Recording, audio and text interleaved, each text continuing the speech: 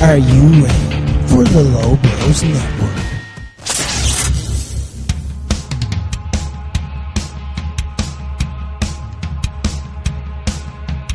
Every Wednesday on the Low Blows Network, the Low Blows team are at hand to break down, analyze, and make fun of all things pro wrestling.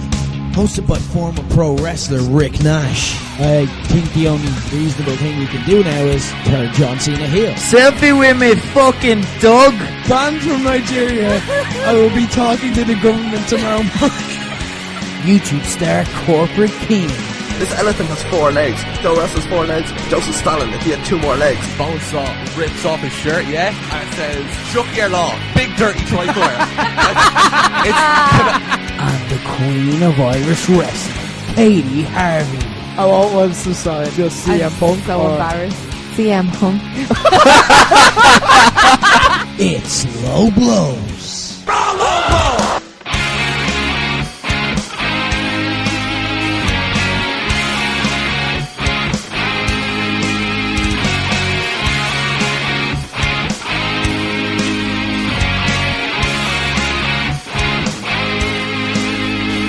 Brexit is done. It's in the bag, it's done, it's finished, completed it, it's done, it's finished. Or is it? Because last week it came out that, Brexit, it's done, it's easy. It actually turned out pretty simple in the end, pretty straightforward. So Britain is going to leave the EU, except that it's not. For 5 years when it can get an extension, but it'll also leave now. And there's going to be a single currency, but there's going to be 2 currencies. Britain is not going to be a part of it, but at the same time is going to be a part of it. In Northern Ireland, the thing with Northern Ireland is we're all worried about the backstop. The backstop's gone. It's all about consent now. You know what consent means? No means no. Yes means yes. You have to be enthusiastic or something. There's a lot going on. It's sorted out. That's it. That's Brexit in a nutshell. And then all Boris Johnson had to do was he agreed it with all the world leaders. So all he had to do was agree with it in Parliament. He did, but he didn't. And there was a vote where he won, but then he lost. And so, Brexit's done. That's it. Simple. What was all this worrying about? Guys, as we get kicked off here, on another edition of Low Blows, Rick Nash, Katey Harvey, and Corporate Keen in the house, as always. Guys, with Brexit in mind, what are some of the archaic rules in professional wrestling that you guys don't understand? Does Brexit mean I can't drive north to buy fireworks and 5p Ibuprofen anymore? You can, but you can't. And if you do, you might be punished, but you probably won't. And you have to use pounds, but they also accept euros. So yes, okay. And no. Wrestling rules, I'm going to be honest, even though I am a professional wrestler, I don't understand a lot of the rules. I rely very heavily on the referee to tell me what I can and can't do. This isn't really a wrestling rule, but I don't get automatic rematches when you lose a title. Okay. I don't get why you get a second opportunity if you're a loser. Right. I just don't understand it. Okay. Other sports don't work like that. People don't lose a football match for a cup and then get another shot at it. They don't automatically get put back into the final. Yeah. So why do we do that in wrestling? Surely if you lose the title, you should go back down the pecking order because there's other people who are building momentum. So why do you get slotted back in? Should you be considered a number one contender that people then have to beat? Do you start at the back of the queue because you were the champion a second ago, or does the way you lose count? For example, Conor McGregor against Jose Aldo. Jose Aldo shouldn't have got a rematch. He lost in 38 seconds. Or should he have got a rematch because he got caught? Does the way you lose matter as well? If you lose emphatically, should you not get a rematch? But then if it was a close fight or there was controversy, should you get a rematch? Maybe if you lose it in a triple threat and you didn't get pinned. Right, that's fair. You should be put back in. But Keane's looking at me so angrily I can see it. Keane's getting wound up. But I just don't understand, if you lose cleanly in a one-on-one fight, right, why are you still considered the number one contender? Okay. No, I agree with you for the most part. No, yeah. That's all I need to know. Thank you for your contribution. Why are you getting a title shot this Sunday when, who have you beaten over the last few months to... I've beaten the system. Okay, sure. The point is, no one else has earned the number one contender. Or you beat the champion. The last time you and Valkyrie fought, you won. That's not how I remember it. What happened? You did. You won. And you got injured. Oh yeah. Well, not that match. The match before that got thrown out. But like the last big OTT match, you know what I mean? The Defiant match. That was not the last years one. ago. I know, it was last year. The last big match that we were involved in, Sammy Jane bet the both of us. Maybe neither of us should be in this match. Well, she's Right, stop talking your way out of it. You've got a match to sell, and it's like neither of us deserve to be here. Like, come on. No, I'm pretty sure I have won matches on the way to this. I mean, I'll take your word. They haven't beaten you, haven't they? Yeah, no one's bet me. No one's bet me either, but I'm not challenging for the title. You don't win shit, like.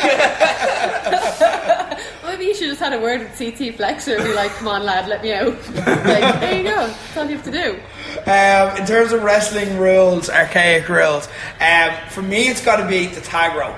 Never got it. I love tag team wrestlers. Like when I wrestled, I would have been a tag team guy. I just never understood, it's so weak sauce. Like there's this rope chaining you to the corner where you have to be. I get the theory where it's like, yeah, you have to stand in the corner, but ref just look what's going on. Like if he's not in the corner, if he's in the middle of the ring, say that's not a tag. Why is it like a little tiny shitty rope has to stop these big muscle bound men? You know what I mean? Who can surely just stretch rope, and you see it all the time. They just stretch the rope out and lean into the ring. It's not stopping anyone or anything, but we have to have this little shitty rope that's there to protect what? What's it doing exactly? It's creating a distraction. It's like, why is that guy holding a rope again? What's the story there? It's a really abject, and I know obscure thing, but it bothered me. Who's it stopping it? What's it stopping? Stopping them cheating. By keeping them in the corner. It's not though! Mentally it is. Mentally? Emotionally. They're tied to the corner. I have a rope here. There's a rope. I cannot do any wrong They now. have to face their morals and be like, you know what I mean? Is it right to break this? You know what I mean? Physically they can, but can they mentally? You know what I mean? I get that, yeah. They do a lot. You just disagree with me now. Alright, what's your rule? Alright, tag team wrestling then. Apparently in wrestling, right, in tag team wrestling, you're only allowed to break the pin of your tag team once in the entire match. If you do any more than once, you get disqualified. It's the least enforced rule in professional wrestling. It's like our blasphemy laws of pro wrestling. You know what I mean? It's kind of you just sort of ignore them. They're there, but you ignore them. Do you know what I mean? Do you know who fucking ignores them? Trainee wrestlers. Have you ever seen a trainee wrestler tag team match? It is all ref, look at that! And then the ref comes over and is like, what's going on? And then they pull them into the corner, and then it's every pinfall is broken up. It's trainee wrestlers are just waiting. They've just been waiting for a tag team match so long, they just want to do every trope at once. But that's a very good point. Do you think that we should bring it back then? Are you arguing for this rule to be enforced? Or just scrap it altogether. I mean, I'm not sure. I actually didn't really think about this, to be honest. No, you can scrap it, or yeah, because it's only ever wrestlers only follow it. For example, in Survivor Series matches, where it's do you ever see when somebody gets eliminated first, and it's one of you could have broke that. You know what I mean? If you really wanted. But this has literally never occurred to me watching a Survivor Series match. I just thought, again, morally, they'd all agreed to play by the rules. Because they've got a time to stick to. It's a big week, so we're getting started with the big issues here on Low Blows. But we've got something that we have to bring up. Katey Harvey, 3 days from now, your comeback. It's here. It's happening. You're going to be in the National Stadium Saturday, a dream match. You and Valkyrie. How's it sitting with you? It's a weird roller coaster week, I'm not going to lie. Okay, talk us through what you can. Nothing's been going wrong or anything. Yeah. Both my elbows are still in their sockets. I've been training, all that's good. Did have a slight panic when my gear maker texted me today to say my gear wasn't ready to pick up in the morning. I don't have another set of gear because my last set got cut off me in the hospital. So luckily she's going to rush it to me Friday night. Thank God. But I will have something to wear. I will wear clothes. I will wear clothes. Come see Katey Harvey wear clothes this Saturday. I might go have to back to my debut where we all bought our gear in pennies. Where we just bought shiny underwear a few sizes too big and furry rave boots. Remember that? Oh God. Or knee-high Converse. Those are the days. But other than that, good. It's calm. It's ticking along. More and more people are texting me every day to say that they've bought tickets. People I wasn't expecting to come. People I used to work with, randomly just being like, yeah, I'm going to be at this show, by the way.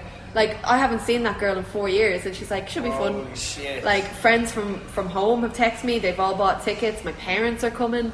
Like, yeah, it feels a bit real. Do you know what? Like, I know obviously when that's you and you're here and that, you're going to feel the weight of expectation. But you know what I think is nice about this situation personally? And tell me how you feel, because that's the important part. But for me, I'm looking at it and it's like, you know, when you're in the ring and the bell rings, that's it. Like, you're back. You know what I mean? Like, it's almost like, you know, you're going to put on a great match and it's going to go grand, obviously. But like, you know, you've done it. Once the bell rings, it's like, there, you came back. You know what I mean? And you're resting. You know, there's almost like, not that there's no pressure on the match, but the match is like kind of, you know, whatever the match is, that's what it is. That's fine. It's the achievement is when the bell rings. Yeah. You're there. You know what I mean? Or do you, like, am I missing the point completely? Yeah, no, like, I get that. Like, yeah. like the thing I'm not looking forward to is the day of the stadium. Yeah.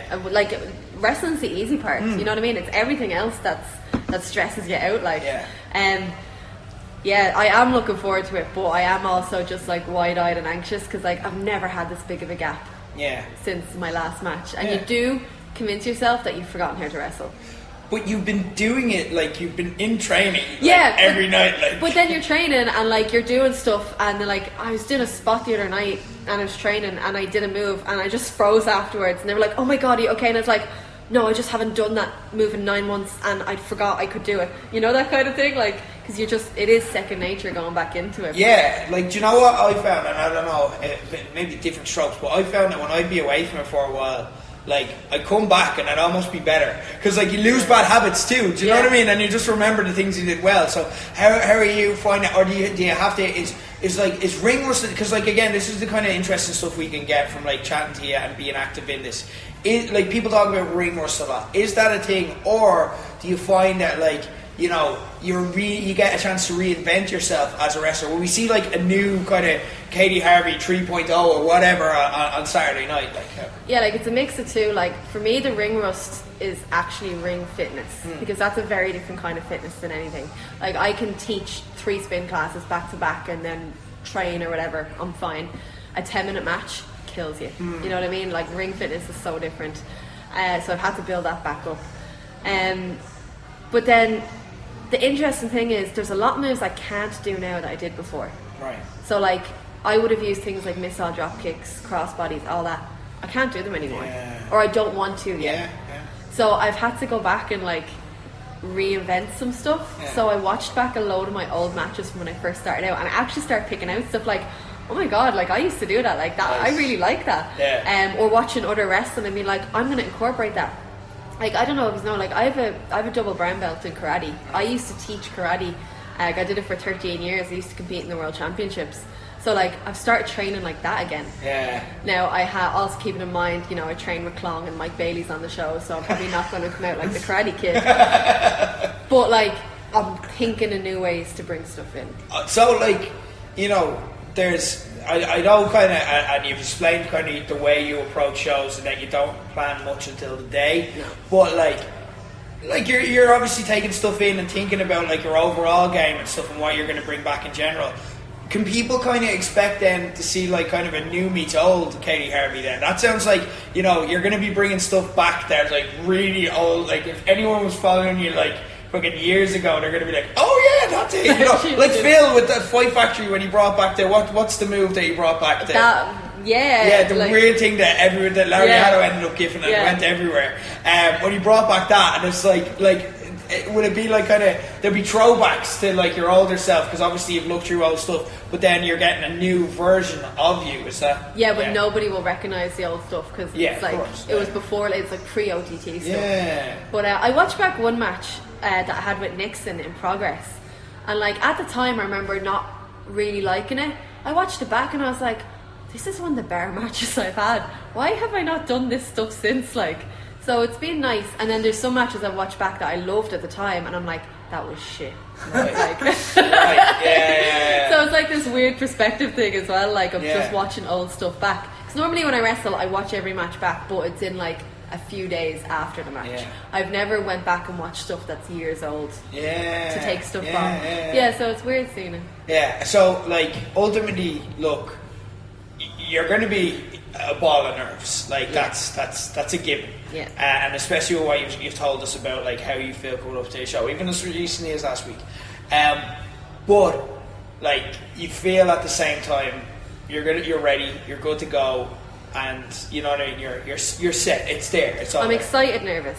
Yeah. That's the best way to describe it. I'm really excited, but I'm really nervous. Yeah. But hopefully, like the story I told last week, I will not end up on a ball in the floor hyperventilating with Finn Balor looking at me like I'm a rookie. That's not going to happen. It's not going to get to that stage anyway. It looked like, you know what I mean.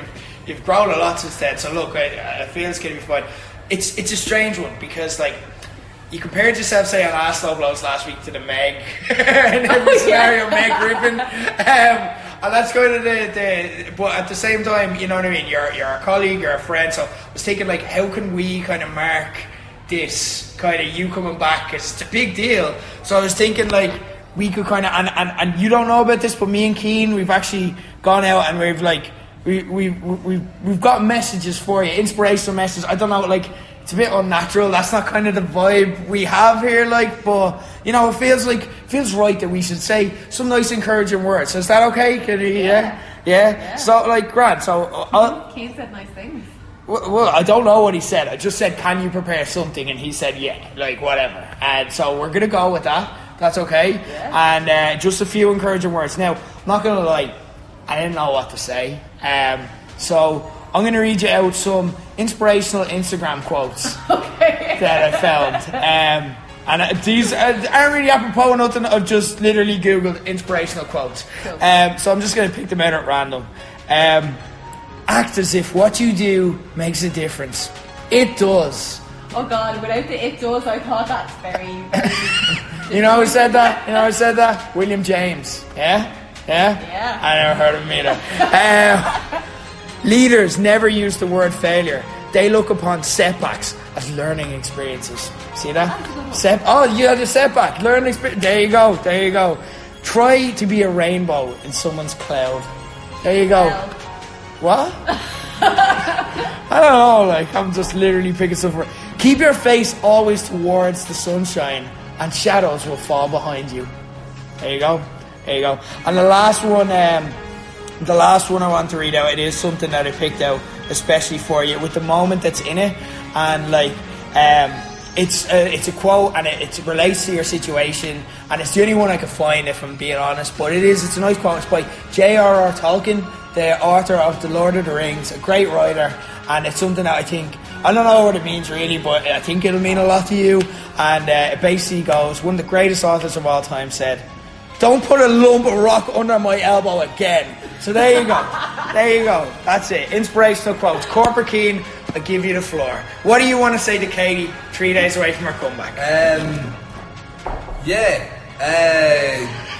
Like it should be like alright, I suppose. Like you need to think of the positives. Like you look at, do you remember Bam Neely? Bam Neely from La Familia back in like the late 2000s WWE. No. Well, Bam Neely was really cool, and like if you keep it up, you could end up like Bam Neely. And he was actually pretty. I'll show you a picture of Bam Neely if you don't remember him. There's a picture. He looks pretty jacked. Yeah, I thought he was pretty cool. Bam Neely. I don't have my glasses on. Oh yeah, that's a really jacked dude. Like, okay. He's pretty jacked. A jacked dude. Yeah, everyone. Yeah, that could be you. Everyone back home. Oh, here's a way better picture, right? Everyone listening in, they know who Bam Neely is, and they know that you could easily be as good as Bam Neely if you like. Yeah. You remember him? No. Look, you know what? He's so good. He just boom out of your memory, like in and out, just like that. You know what I mean? Just, so you could be like him. I mean, I don't know if he won any titles, but like he was there and he did alright. Like so, you can do alright. Maybe, you know. I can't wait to make my entrance, and obviously Kane will be one of the first faces I see when I enter the ring, and it's just going to really set the tone, I think, for the next 10 minutes. Just be thinking Bam Neely. That's the goal.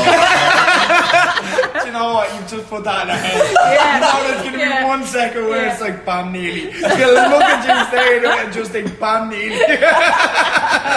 What are we chanting though? What are we chanting? This like we can start a chant here at OTT. What would you like us to chant?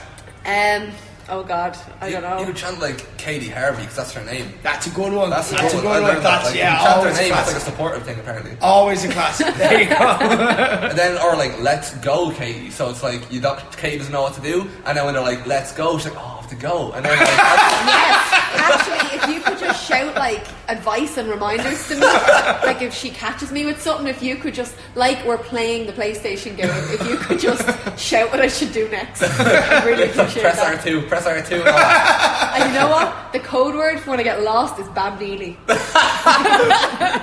you come up to me and start saying Bam Neely, you know I have no idea how to help. Like it's like you're the one that's trained for this.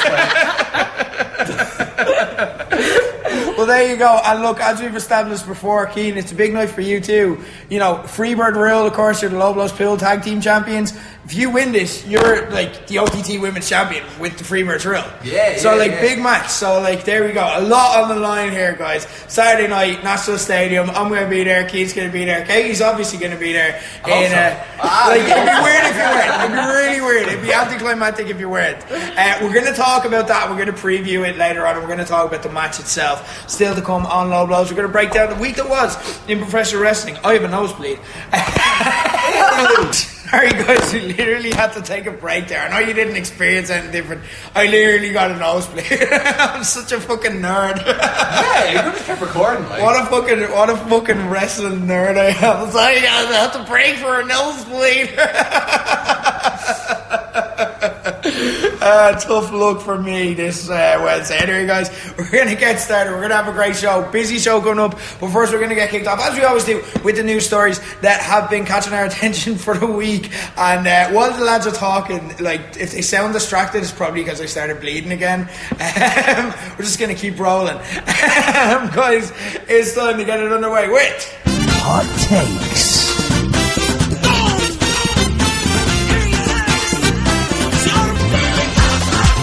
Hot Takes, biggest news stories of the week. Starting with what we've been told is actually relatively positive, hot one. With the week that's in, I suppose that makes sense. From the one and only Queen of Irish Wrestling, it's time for the latest Harvey's Hot Take. I'm not sure it's even a take, to be honest. I just want to put some positive vibes out into the world this week. Don't want any wrestling negativity in my life, and I do not want to get cancelled in the next 3 days, which is, like Dom Tuck has threatened to cancel me today. I've asked him kindly to push it out to Monday, if he's going to do it, just so I can get this weekend out of the way. I just wanted to have a chat about celebrity wrestling fans. Okay. I don't know about you guys, but I love finding out my favourite celebrities are secret wrestling fans, and I don't know why. It's just this weird little thing that I have that makes them feel more normal to me, and just it's like a weird connection. It's like, see guys, look, this is still cool. Like celebrities like it. Well, I'm sorry to cut across, but I don't know any. Like all my favorite celebrities are wrestlers anyway. No, but I don't you know might, any of the celebrities. You might, because I've been doing my research. Oh, okay, Yeah. okay. Like this popped into my head because you won't have seen this. Have you ever seen Kiddletud? Oh, really? It's like there's Kiddletud, Adulthood, and I forget the third one. They're like a trio of like really gritty British dramas. They're fantastic, and their writer, director, and star Noel Clarke. I follow him on Twitter, and then he puts out this tweet as being like, "As all you guys know, I'm a massive wrestling fan," and I was like, "I didn't know this," and he's like. And then he had like a whole thread breaking down AEW versus WWE, and I was like, "How did I studied him in film college. I love him. I was like, how have I never known this before?" And he's like, all these well-reasoned discussions and all the rest of it. And I was like, that's really cool. And I went onto his Instagram, and it's him like at wrestling events and stuff. I just think it's deadly. Impractical Jokers, celebrity wrestling fans. They're always like in WWE. Jay and Silent Bob, wrestling fans. You know, they were at AEW's first episode, and apparently had their WWE invitation yanked when they were shown on camera. So they were supposed to be on WWE as well. Oh shit. Yeah. Just loads of obviously Adam Sandler and all, massive wrestling fans. They always have wrestlers in it. My favourite wrestling fan is Sabrina the Teenage Witch. Yes! Melissa Joan Hart Yes! loves wrestling. That was awesome. Like, she even had Kevin Nash guest star in Sabrina the Teenage Witch.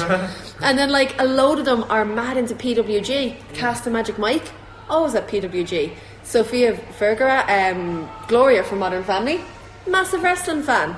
Like, that's unreal. I remember watching an old PWG show and she's just there sitting in the front row and you're like, that's gas. We need to, like, every wrestling fan needs to carry around a picture of that, like, on their phones, when, like, you get someone being like, you know, it's fake, and it's like, Gloria likes it. That's a win for us. She is a good get, like, because it's like, there you go. You know how much you fancy her? Loves wrestling. Now you want to like wrestling too, don't you? Do you know what? You just hit the nail on the head why I love it. When you're like, oh, that's a get for us. And I'm like, it is, like, we're claiming them. Like, we're claiming them into our tribe and our gang. And it's like, see, we have them. Like, we love Joffrey, the best celebrity wrestling fan. To use Jack Leeson. Yeah, so, like, how much did that pop everyone in the crowd? Like, excellent. More celebrities should like wrestling, and then they should be friends with me. There you go.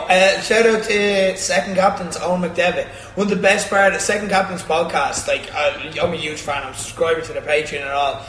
One of the biggest, probably the biggest podcast in Ireland. Owen McDevitt, one of the hosts of it. They have a TV show on RTE, and one of my favourite parts of it is when he'll just start talking about 80s wrestling, and the rest of the gang just are like, oh, shut up! And he just starts comparing big moments to, like, 80s moments in wrestling. Like, it's so class. Deadly. It's really good. It is. It's a really, like, it's a buzzy thing. Is there anyone you got buzzed about hearing that they like wrestling, or, as you say, are all your, like, heroes just wrestlers? I'm Neely is a big wrestling fan. Yeah, he's quite into the wrestling, so, you know. Anyway, moving on. I'm going to cover something that, like, look, we've kind of touched on it before on Low Blows, so I'm not gonna harp on it too much. But it's coming up this week again, so it's worth remembering. And it's interesting. We will discuss it when we're discussing Devlin against Star later. But, like, it's just the mad hot takes, and I don't mind it because, like when it's used for a good wrestling storyline and people playing it for the purpose of investing in a storyline, I don't mind it. So Devlin Star doing it, it's genius because it's something that's going to push people's buttons. But they're playing a lot on, like, Star being like, oh, WWE's the machine and this and that and the other, and it's kind of playing on, even like Revpro got it a while back. Do you remember they bought out Southside and stuff like that? And, like, people kind of getting angry with these companies for being a business is what they're doing. They're being a business, and they're like, a business's job is to feed itself, and it's not that it has to get bigger, but, like, in business you have to get bigger or you will be overtaken because someone else will. Like, everyone is robbing everyone's idea in business in general, do you know what I mean? So you have to get bigger and bigger and bigger and eat your competition to a point, and that's the point of it. And when, like, WWE or Revpro or these companies do it successfully, they're only doing what other companies would do if they could. So, like, the famous the cool companies that you are like, well, this is the real, this is what I identify with, they do the exact same thing if they could, and if they didn't, it'd make them a bad business. Because if they were, like, if they didn't expand, if they didn't grow, if they didn't try to take out their competition, if they didn't have a certain amount of ruthlessness in doing so, they would have another company that would come along and be ruthless and then do it to them. So, like, again, I don't mind it as much, so I'm not worked up about this. I'm not hot, because it's like, it's making Devlin Star really cool because it's getting people hot on both sides, like, and picking sides and getting into it. And we'll discuss the storyline and how we feel about it. Because even though, like, you step back and, you know, it is a storyline, you still have to take a side. You still have to have a stance. You still do, like, identify with one side over the other, like, and that's what makes it so effective and such a good feud. But, like, so I don't mind it, but ultimately, like I said last week, I try and step back and, like, look at it objectively and, like, put myself in other people's shoes and then see how I'd feel and how I'd act. And this is where we have to go. If you want to be balanced, if you give a shit about the facts or the truth, that is the truth. all businesses operate this way. They have to, or they will die. They have to, like, if you think that, like, the cool companies that you like if you think, say, Southside wouldn't behave the way RevPro did and buy out RevPro if they were bigger than them and in a position to do so, you're fooling yourself. You're getting worked. You're buying into. A lot of companies will play we're just a little guy. A lot of companies will play that, and they are for the most part because that's the angle that they succeed at. So that's how they market themselves. But that's what it is. It's a business, and at the end of the day, if you want to stand back and be taken seriously as an opinion maker in wrestling, if you want people to actually respect what you say and come back to it and not see you as a fair weather kind of fan who just blows with the wind and opinion changes based on this and that, then you do have to respect that. That is the logical view, that we can't slate businesses for being businesses. They are what they are, and they're going to grow. And it's WWE, yes, they may have killed the UK indies, and yes, we feel the pain of that, so to speak, like in certain ways, but at the same time, it was always going to happen. It was always going to happen that way. They were a victim of their success. They got big. WWE came in, they swooped in, and they took a lot of talent, and they offered people like the shiny, and the people took the shiny, and then it's like that's a logical way to act. It was always going to happen that way. So instead of getting angry, just accept it. And a way you can productively do that is by supporting, instead of like trying to give more attention to WWE and to RevPro by slating them and bitching about them. You can just support and be positive about what you do like. Now, hey, I'm in danger of getting cancelled, so I'm just gonna leave it there and quit while I'm not that far behind. But anyway, that's just my take, just my 2 cents for what it's worth. Probably not a lot, but hey, there we go. Anyway, moving on. Last but not least, Corporate King, don't start a war, because I have a feeling you might. Yeah. So I was watching Bound for Glory like this past Sunday, and Joey Ryan made his debut in Impact or Return or whatever it is, and this is just like I don't like shitting on wrestlers, you know what I mean, like that much. I'm not really into it, but I'm like in the argument of like realism and all that shit. I'm always on the Joey Ryan side of things, where it's like. He's ruining the business because he's flipping people with his dick and all that. I think that's deadly. Yeah. But my issue with Joey Ryan isn't the realism. I'm not going to go Jim Cornette and be like, I thought you were. No. I was going to be like, that's such a twist. No. I think that's fucking cool. Like, you've never touched his dick. How do you know he doesn't fucking... You have, haven't you? And it does... Context. That was directed at me and in the context of a wrestling match for the people listening at home. Well, it's not trying to scandalise her 3 days. It's going to get her cancelled. But it's a magic dick. Am I right in saying that? I didn't actually touch it. What? He tried to get me to, but I said no. That's probably smart. I pulled out a rape whistle. There's the clip for the next show. Not even Joey Ryan. It's like, I didn't actually touch it. He tried to hear about Katie Harvey's scandalous past. I am regretting everything that went out in the last 10 seconds. That was the spot we did though. I shouldn't have said that word, but I did pull a whistle to alert my teammate Justy what he was trying to do. Oh, okay. Well, anyway, so my issue with Joey Ryan is never the whole realism bullshit. It's nothing to do with that. That's never been my issue. Are you okay, Rick? I can't say what I was going to say. I'll tell you it's off air. Alright, so my thing with Joey Ryan is just that I think the whole thing has kind of gotten a bit stale.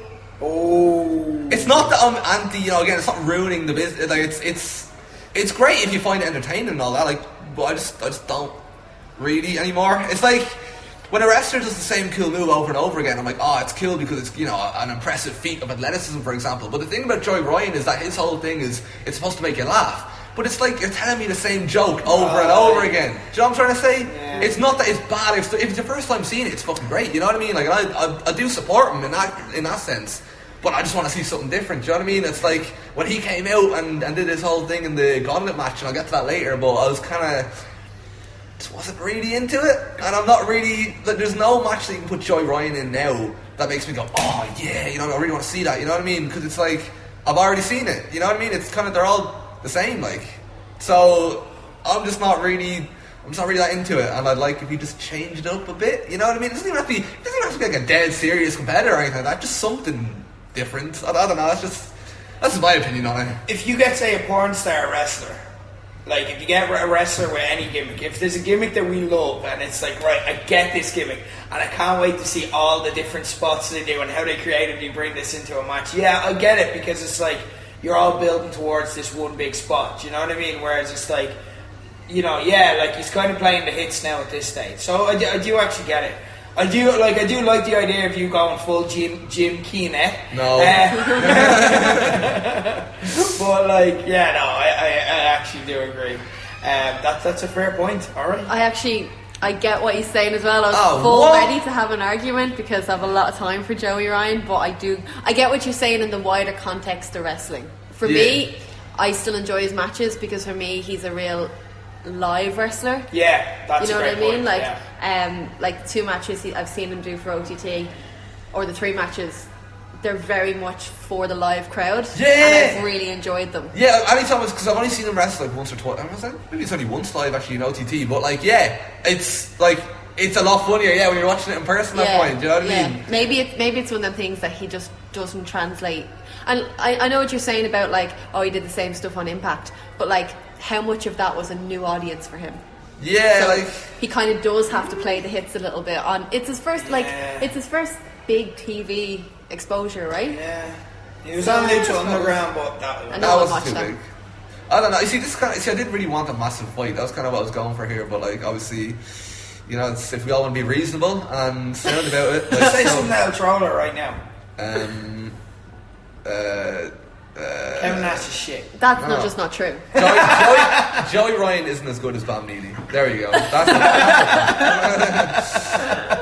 What a letdown, lads. Will you just fight already? Anyway, moving on. Let's fight about the good and the bad from the week. Starting with the bad, as always, because, ladies and gentlemen, it's time for... Say something stupid. Say something stupid. Worst of the week. Starting with number 4. Just something funny from Impact. Well, not even Impact, because I didn't watch Bound for Glory this week. I've so much wrestling. Sorry, Impact. I tried making time for you last year. I did. I put in a solid 4 out of 10 effort with Impact last year. Impact, don't worry, man. I'll be covered. But like, I still did see this on Twitter, and it was pretty bad. They did a Twitch stream beforehand, where it was literally like, was it a show or kind of a fan convention? This was, as far as I know, again, I didn't really see it, but I heard about it. It was kind of like a small show they did before Bound for Glory called All Glory, something like that. And, it's like Access, kind of. Yeah, so it was kind of like I really should look into it more. It was interesting. It was like all these different indie wrestlers, all kind of, and like a mixture. I don't know if there was Impact lads in it as well, or I don't know what story it was, but it was like a smaller show. Yeah, it was probably for like, you know, the fans that were there and stuff. It sounds interesting. And they did like a Twitch stream during this, which was pretty much like, if you don't know Twitch streams, it's like, it's lads. Now you can get some like fancy Twitch streams. You can get people who put money in and stuff like that. But this was not one of them. This was a lad walking around with a phone, and a specific person's phone, which is what I'm going to get to. Because in the middle of like going through the fans and watching the show, that actually sounds kind of cool. Like watching a show through someone's phone is different and unique. If it's not a big show that matters or that you care about, and you just want to experience a show in a different way, that's a cool way to go about it. Like, it's a way to get exposure. It's free as well, like, so you can just watch along and dip in and out. But then in the middle of it, I think we all saw the same tweets, if for those of us who are on Twitter. If you didn't, it was hilarious, because it's just like everyone just who was watching just freaked out at the same time. Because Josh Matthews comes along and he's like, hey guys, I need my phone. The battery's running out. I need my phone. Where's my phone? Alright, this is done. This is off the air. This is done. We'll be back, sure. And then like he realizes that like he's going out live to the world. And they're seeing this. He's like, yeah. We'll be back. But like, yeah, I need my phone. We're gonna get a new phone. It's just like, oh my god, Impact, stop pulling an Impact. I'm sorry, but this is for me. Now, I put it low and say something stupid, even though it is pretty stupid, because this is for me Impact's unique selling point. This is what they offer professional wrestling. It's like high profile shitness. You know what I mean? It's like, this is when it's like it gets talked about, and it's a shame because like I presume you're going to come on. You watch Bound for Glory. I presume you're going to come on and talk about what a probably decent show it was. Yeah, it's pretty good. Yeah. But like that's what the world is talking about with Impact this week, because that's what they did, and it's totally avoidable. Just you have cameras. Like, no, I think they didn't. I think that was why they didn't choose to use your man's phone. I think it was they had cameras that just weren't there or something. Like, yeah, something happened. Like, it wasn't like they just chose. I don't know obviously, but I think that's what. This doesn't happen anyone else. This doesn't happen anyone else. Only ever Impact. Like, it's crazy. But anyway, it deserves to be mentioned. Moving on, in at number 3, what didn't you like about AEW? Controversial, Katey Harvey. Well, the main thing I didn't like about AEW was the people watching it. The show is great. I love AEW. Every week I'm further on this bandwagon. I don't know if you've seen the whole thing about Marco Stunt kicking off on Twitter. Yeah. So basically Luchasaurus tore his hamstring and is out. RIP my draft even further.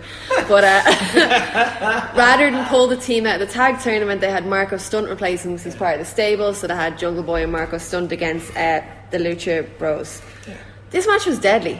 I really enjoyed it, and like the Lucha Bros were heel. I haven't really seen that before. I haven't seen a lot of their matches, but I think it was fairly new, judging by people's reactions. Was it, Cian? You'd be better probably to tell me. Newish. Yeah, I think so. they're like they'd be like one of the more established tag teams within the promotion because they've had the 2 big matches with Young Bucks on pay-per-view. Yeah. But like it's still a new promotion, so everything's new. Apart from like the only thing which doesn't feel new in AEW is like Chris Jericho, the Young Bucks, Cody, and Kenny Omega. They're the only people who feel like they have a fleshed out backstory. Everything else is like, oh yeah, this, yeah, cool. I think this is the first match I've ever seen in Lucha Bros though where they were heel. Yeah. So that felt really new to me, and it was a really good story because the 2 lads are much smaller than them. But basically, people were griping that Marco Stunt was too small for this kind of big man, small man match, and I was like, that is the most ridiculous thing I've ever heard. Like, it's professional wrestling. It's storytelling, it's choreography, and like they're like acting like Marco Stunt insulted the Lucha Bros by being in the ring. Like, they were part of planning that match. Yeah. They agreed to take all that shit. Yeah. Like, no one insulted each other in that match, and it was a really good story. It was a really good match. And then people start kicking off because some people were saying, oh, he's like a young Rey Mysterio, and other people were like, how dare they soil the name of Rey Mysterio. And it was like, I think they mean the size thing and the storytelling thing, and like, you know, I don't think they're saying like that his level is the same as Rey Mysterio's, because it's clearly not. Rey Mysterio had been wrestling a lot longer at that age, and like, you know, a different style, and it was like, again, just people grasping for things to give out about instead of just being like, oh, you know what, someone got injured, they've had to sub someone in, they've had to make a best of a bad situation, and the match actually turned out really good. Yeah. But like, people just lost their shit over Marco Stunt, and like, I just hate when something like that overshadows how good the match actually was. Do you know what I think it is? I think sometimes people want to talk about something, but they don't really know what to say. And saying it's a good match, it's not really saying it, but they have to say something. Yeah. So they'll just pick on something. What was different about this? And will I get more attention if I say this is different in a good way or a bad way? And I think that's where that fell. Because like I said, like if you watch it, it's just a good match. It's just like, this worked. Yeah. This did work. The crowd went mad for it. Nobody was harmed in it, you know what I mean? The Lucha Bros didn't look worse as a result. They're still badass. They win the tag team titles. No one will ask any questions. And Marco Stunt looked really good too. Like, nothing bad happened here. There was no negative consequences of any of this. There's no reason to give out. But I think people just, they have to have a say when it comes to like WWE and AEW and whatnot. Unfortunately, like, I know, look, we got an entire show from this, so I don't mind. Like, if you want to talk. The only other thing I didn't like, and you kind of touched on it, was Jericho retaining the belt. I 100% agree Jericho had to be the first champion. They needed that big name to get eyes on them, to get media coverage, all the rest of it. I just think, how cool would it have been if they just swerved everyone and put the title on Darby Allin? No. Why? Why? Because it's no, like you need to.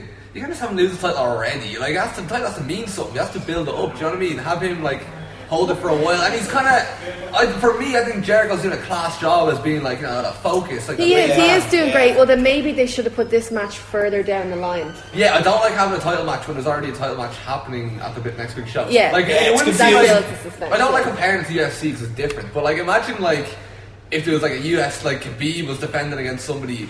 Like on like UFC Fight Night, and then he, like on the next UFC 2-4 or whatever, he's like defending his title there, but it's already scheduled as if like he's guaranteed to walk through this. You know what I mean? Like, they're not like. Okay, think of it this way: what if the Cody match happened first, right?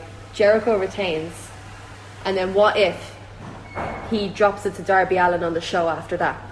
I think that's a great mission statement for a new company because that's someone establishing a new main eventer, and it's not just going back and forward in WWE, guys. Do you know when this worked? Do you remember Jericho won the belt from Triple H in like 2000 on an episode of Raw? Yeah.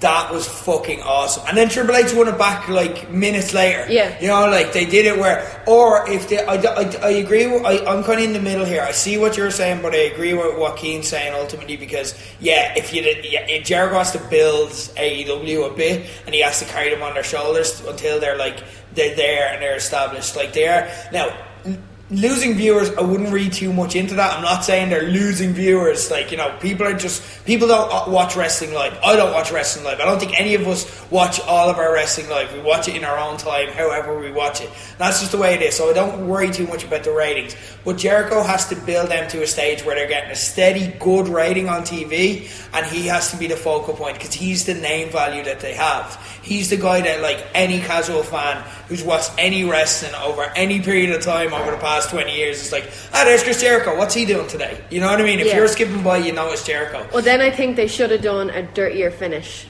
I think they should have people interfere or something because I think just making him lose that clean when he's being the unique person building such momentum. Yeah. The one who hasn't come from a different promotion, the one who didn't really have a massive name before AEW, but he's the one that the fans have caught on to. So I think maybe they should have protected him a little bit more than had him lose clean. What if this wasn't a title match? Does that not answer everyone's things? You can have Darby Allin just go 1, 2, 3. Oh shit! Now Darby Allin's got a future title match. You know what I mean? It's like, oh shit! Should he be in the Cody match? If he's not in the Cody match, and which don't put him in the Cody match. Don't make it a triple threat. But if he's not in the Cody match, everyone's like, why isn't Darby Allin in the Cody? You give him more momentum that way. Whereas that answers Keane's thing, where it's like, why are you having a title match when you're advertising like you're building Jericho versus Cody? We know who's going to win. It's like the Cody match a few weeks ago, where it's like, oh well, if Sammy Guevara wins, he's in the main event. It's like, oh, so Sammy Guevara's not winning. You know what I mean? This is the main event of your show. So don't make it necessarily so predictable, because we knew Jericho has to retain here. Yeah, just build and throw in a new star that hasn't come from WWE or New Japan. Yeah, I get that. No, I get it. Yeah, no, that makes total sense. Talk to me about the bad from SmackDown. This is what I want to have a discussion with you about. I don't necessarily disagree. I just want to have a discussion. I've went back and forward in my head so much about this. Shorty G, Chad Gable. Have you seen this yet, Keane? Yeah. It's so painful. And this. Here's the thing: the promo was really good, and I love the message behind it, right? And I think it's great having someone giving that message, but they're forgetting the very important fact of that he's not that short. This just undermines everything that they're doing. Imagine him sat next to Marco Stunt. You know what I mean? He'd be a giant. I think me and Chad Gable are actually the same height, right? And I'm pretty tall. I'm 5'9". I think so is he. Daniel Bryan is in the main event of the same show, and they're the same height. I just don't understand why he's being lumbered with this Shorty G thing, and it's they're pushing him for me into Spanky territory, where it's more about the nickname than the wrestler, and it's just.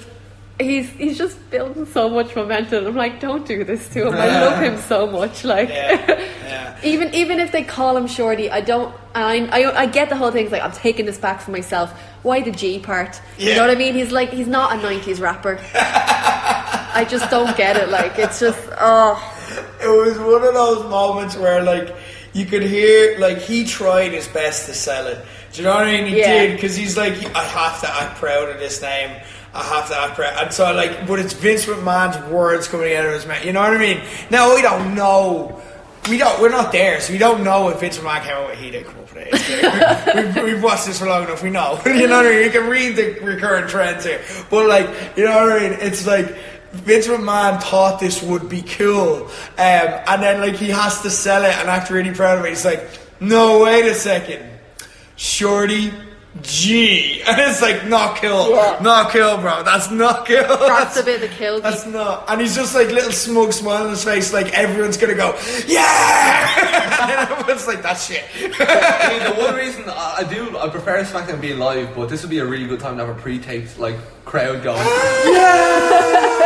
But like a completely different crowd, like. Yeah, the guy from like WrestleMania 30 is just in shock, like.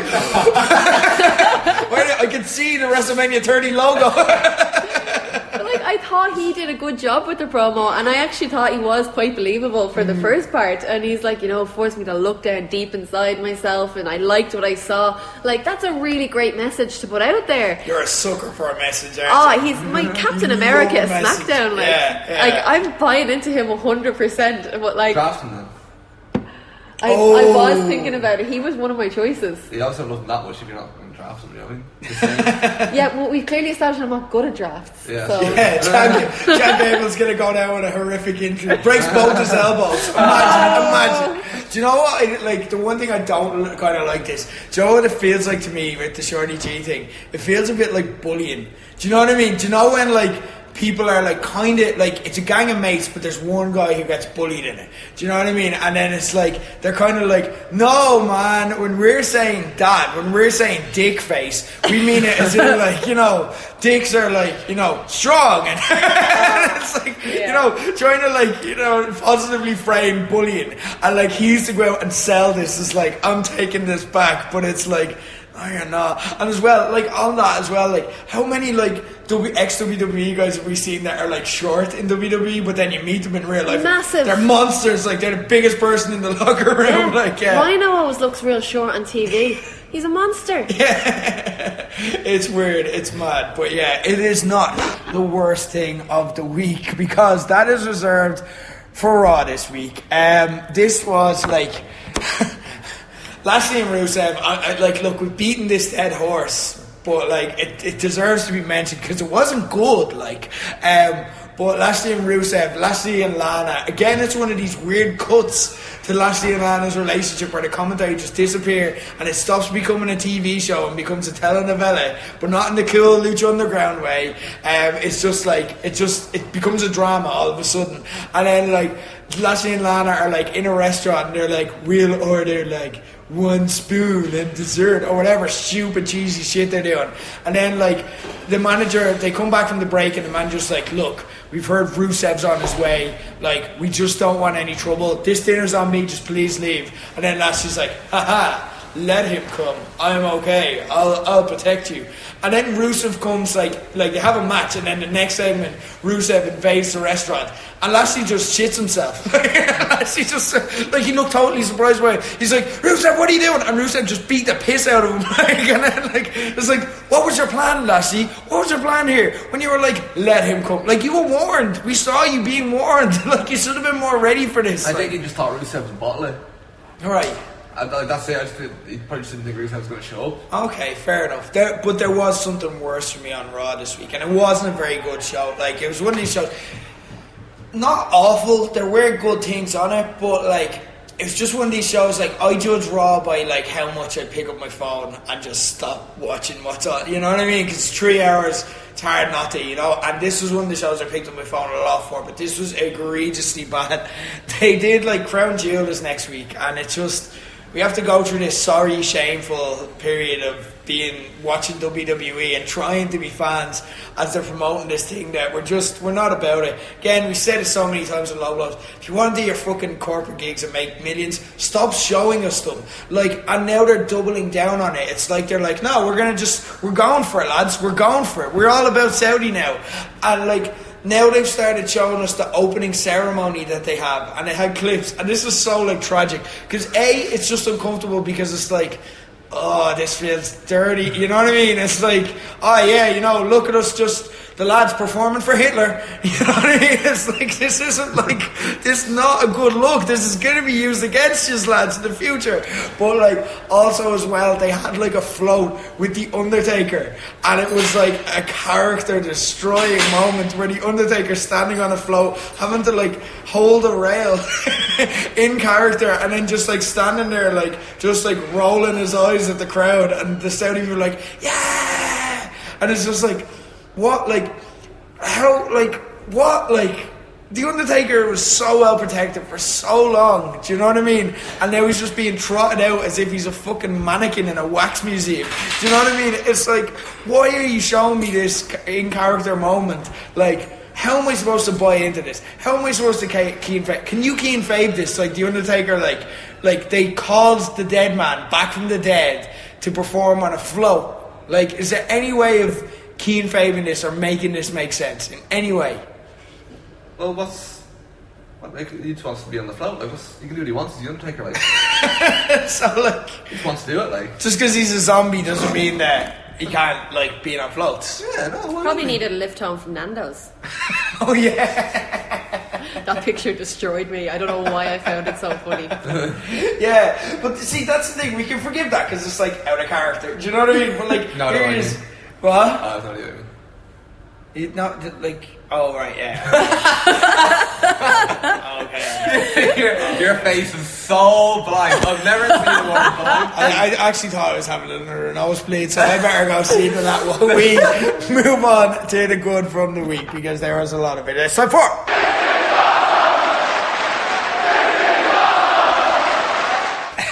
In at number 5, one from Raw. I'll keep this short. There was a lot of decent matches.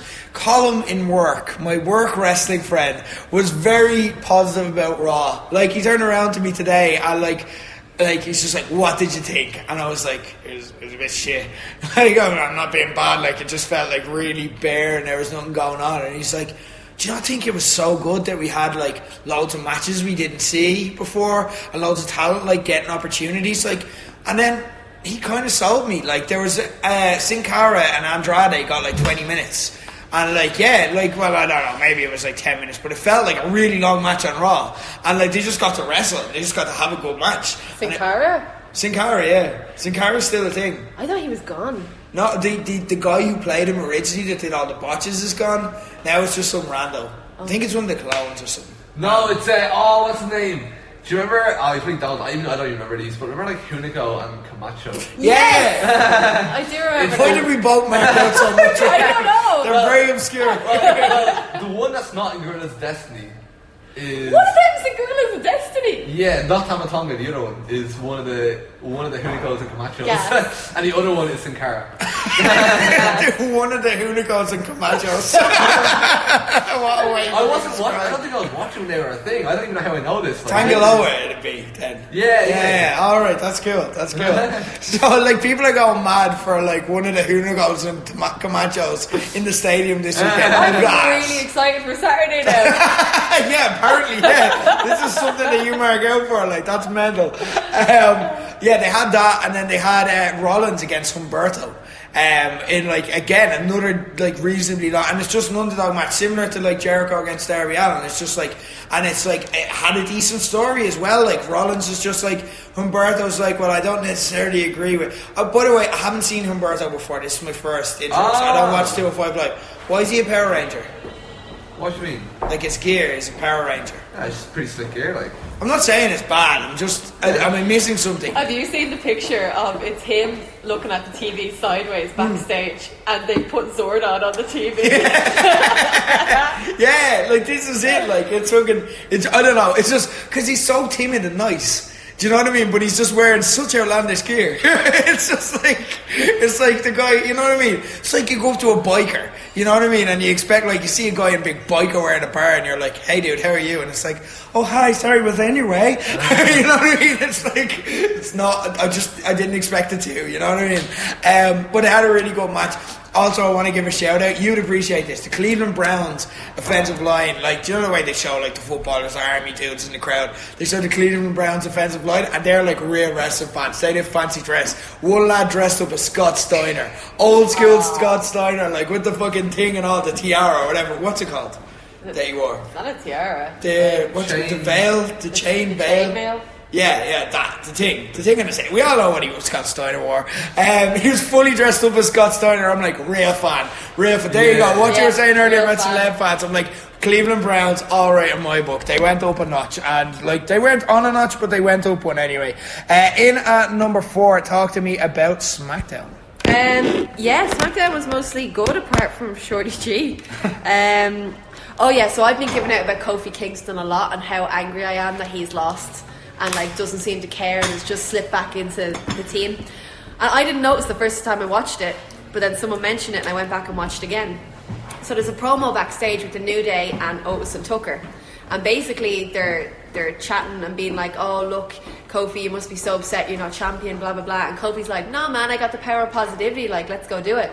As he's saying the power of positivity, he's crushing a pancake and ripping it with one hand and letting it drop to the ground. And when I watched it back the second time, it's like a real sort of like true gritted teeth, like, no man, it's cool, I've got the power of positivity. And he's just like breaking the pancake really slowly. And I'm like, if this is like subtle hints being dropped that Kofi's not okay, nice. I am all for it, like all for it. Where could that go? Could that be like, because we've seen that, like, if we're going through wrestling tropes, that's like the start of a heel turn or something like that. Yeah. The start of a major character shift, like, that's... Now here's the thing, last night Xavier Woods got seriously injured and is probably out for 6 to 8 months, so that leaves Kofi and Big E. Means if Kofi's turning, he's turning on Big E.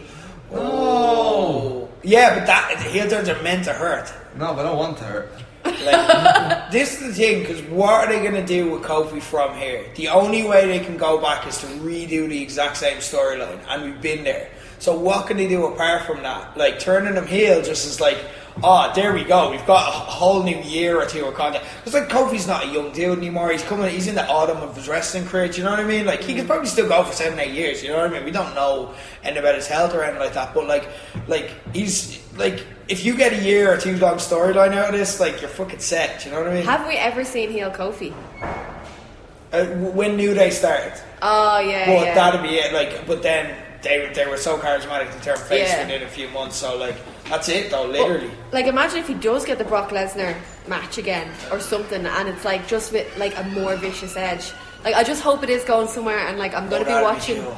I'm going to be watching more closely now for these little things, because if that was intentional, it was so well done. Do you know what would be cool, right? And we're just fantasy booking here, but imagine, like, do you remember Charlotte Ronda Rousey and Charlotte went mental at her? Yeah. Because like, she knew she couldn't beat her, so she just had to fucking just get the edge over her some way. Imagine Kofi and Brock with like that, where Kofi just loses his shit and starts just beating the piss out of him with a chair, and then it's like, oh, this is a new fucking Kofi. Do you know what I mean? Or Daniel Bryan, AJ Styles. Yeah. Do you remember he turned as that match went on and just started getting more and more vicious? Yeah. Like, that'd be fucking cool. And then Big E comes out and beats Brock Lesnar. Yeah. Like, but yeah, like that could like, revitalise everyone. Like, the freeze of Big E for like the big singles run, I think he's well capable of. Like, because here's the thing, like, you know, why does there only have to be one New Day singles push? You know what I mean? Yeah. And then Xavier Woods comes back now. Sad, it's very sad to report. Achilles, that's a very serious injury. Like, so, like, there's a reason they call it an Achilles heel. But like, like, look, he'll be out for a long time. But like, here's the thing: if he's out, then you know there's something to come back to. Whose side will he be on? All that kind of stuff. There's a lot. Yeah, I like this. You've got me thinking. The 8-man tag that they were building to as well was deadly. It was just a really simple, lots of spots in it. Like, Heavy Machinery are great. Like, and the crowd were really popping for them big. I liked the main event as well, which started as a singles match between Roman Reigns and Nakamura, and then they made it into a tag match.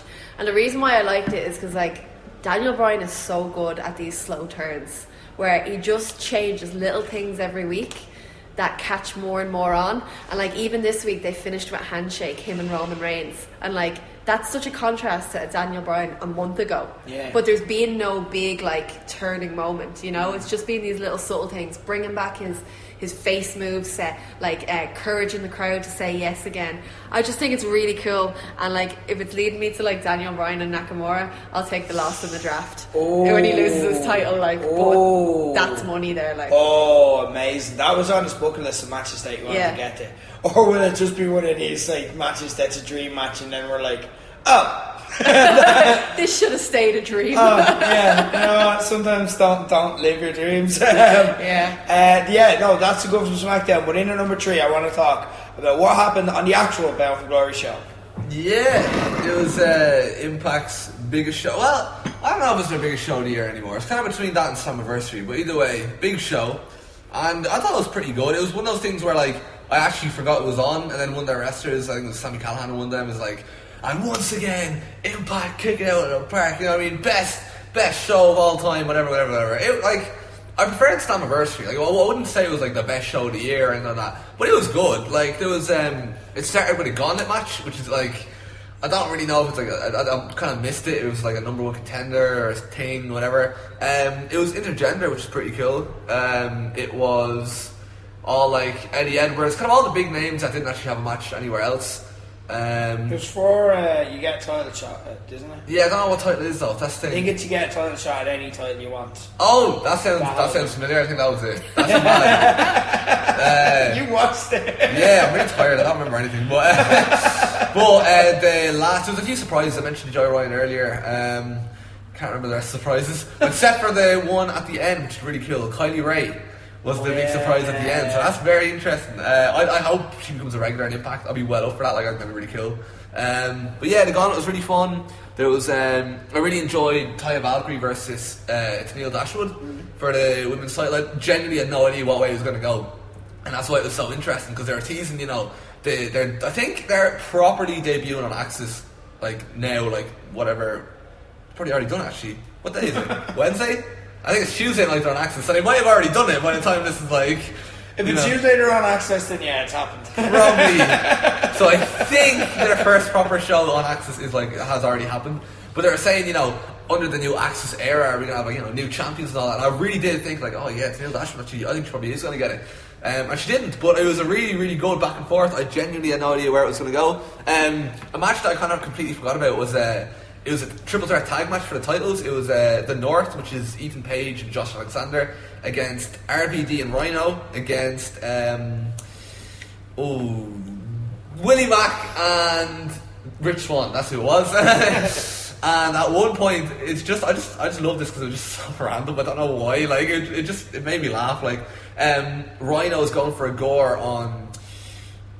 I can't remember. Well, probably would have been the champions, but he's going for a gore. The crowd are like, yeah, gore, and Rhino's doing the whole thing. He's hyping up the crowd, and just as he goes for it, RVD just kicks him in the head. I was like, why'd you do that?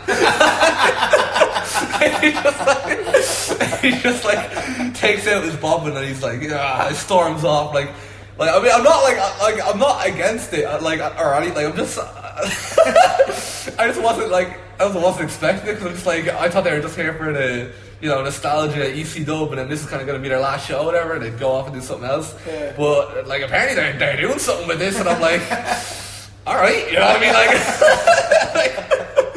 you can do it if you want. Like, Joe, I will say, I'm intrigued, because I think the only time RVD was ever a heel, if he even was, because I wasn't watching really, was like early 2010s TNA. I think he might have been a heel then. But do you ever remember seeing RVD as a heel? No.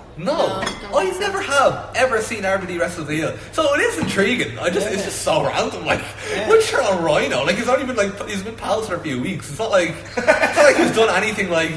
I mean, maybe he has. We're just gonna have to wait and see. But this is like, I am intrigued. I can't shoot on it. Like, it's funny, but like, it is actually also kind of intriguing. Yeah. All right. So the match of the night then after that, right, for me, by far was the ladder match. Right, I fucking loved this. This was a 5-way ladder match for the exhibition title. It was so slick. Like, I love. Like, remember, like back when TNA was like TNA, and it was the exhibition would always steal the show. And it was like, yeah, there was the world title, but the X Division title was the real title. That's you know what I mean? Watch for, Yeah, this was very reminiscent of that. Because the main event happened, right?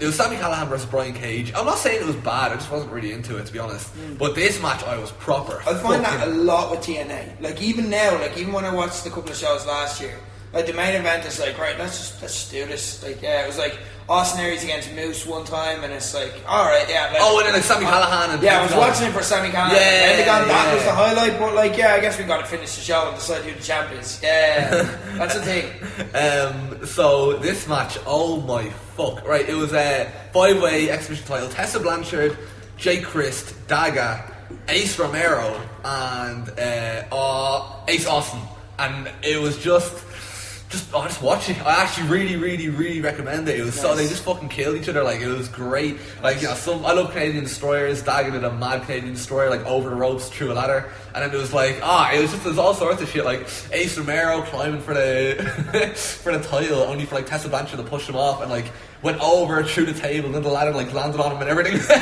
There's so much mad shit that happened, and like Ace Romero is fascinating to watch as well because he's fucking massive, right? Like, he is one of the biggest wrestlers I've ever seen. Right. Like, he's like 500 pounds, something like that. He does not. The name Ace Romero, I've never seen him. I'm not familiar with him. You wouldn't. The name Ace Romero does not sound like a big lad. You would, That's not a big lad name. Yeah, it sounds like a cruiserweight. That's a cruiserweight name. That's like someone speedy who does the stories. Funny you should say that, because he thinks he's a fucking cruiserweight. You know what I mean? The shit that he does is like shit. Like, he fucking. And I think he got signed by Impact, and that is great news. Like, I love Ace Romero. Right. I've loved Ace Romero for a while. I think he's fucking class. Okay. Yeah, definitely one to watch. I really do recommend this match. Lots of stories played into each other as well. Like, you know, you had like OVE, like I think at one point Fulton interfered, did he? Or am I getting mixed up with the other match? I'm really tired, I don't know. But it was like OVE and Tessa Blanchard. You also had Ace Austin. You might not remember Ace Austin, but I did mention a few weeks ago that he was the lad who was pretending to be friends with like Alicia, but in reality he's just trying to like fuck Eddie Edwards' wife and all. And like, yeah, so he's like the little snake, and he's got a crucial role in this as well. Like, it's just obviously Ace Romero and Daga are trying to prove themselves. They're kind of like the lads that we've seen maybe a little bit of, but they're kind of, this is like their first big match in Impact. There's so much to it. It's really good. I highly recommend it. So, like, if you had to watch, like, right, okay, say someone's like, I don't have 3 hours to watch wrestling. Just watch the ladder match. Watch the ladder match. Just watch the ladder match and watch, like, when it's back on or whatever, and, you know, to see if it's any good or whatever. Then, like, the match, the main event itself I wasn't really hugely into, but, like, the promo before it I thought was class. It was really, like, you know when, like, a wrestler kind of cuts a promo that it's kind of like they make it feel special. They make it feel like this is kind of like you've heard like a WrestleMania match, but this is kind of like a WrestleMania promo. That's kind of what this was. Sami Callihan was like, he basically started by saying, right, cut the effects, because every OVE promo starts the same. And at this stage I was kind of like, when like the whole like, you know, like the static and all, like the OVE logo was up, and it was kind of like, you know, when he said cut the effects, and it was just normal, and he's like, I didn't mean to take out Eddie Edwards' eye, and that's where he went. That's how this all started, and it's mad to even go back that far. You're like, holy fuck, that is where this whole like Sami Callihan going mad and Impact and all that shit started, because he accidentally took out Eddie Edwards' eye, and he's like, I actually didn't mean to do that. It's like, well, you could have mentioned that, like, you mentioned that, like, at the time, I'm sure, you know, we could have sort of said sorry, like.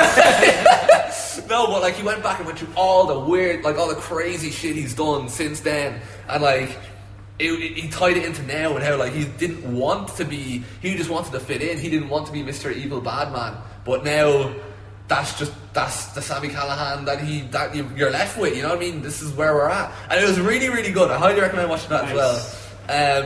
Yeah, and I like this is obviously spoilers. I've already kind of spoiled a lot, but like, I was kind of devastated he didn't win the title, and I really thought that's where it was going with that promo as well. Seems like it. Yeah, and I'm like, I know Cage is really good and all, but it's like, like this would have been really cool. Like, for me, like, I know not everybody's a big Callihan fan, that's fine, but like, for me, I was like, I just feel, especially with Tessa Blanchard, I thought Tessa was gonna like build herself back up and have her, you know, beat Sami, and I was like, you know, for the title. I thought that would have been cool, but obviously that's a predictable way of doing it. Everybody's kind of thinking, oh, that'd be really cool if they did that, you know what I mean? Yeah. So this is cool thing as well, and this is like a bit, I didn't really want to spoil the ladder match, this is a bit of a spoiler, right?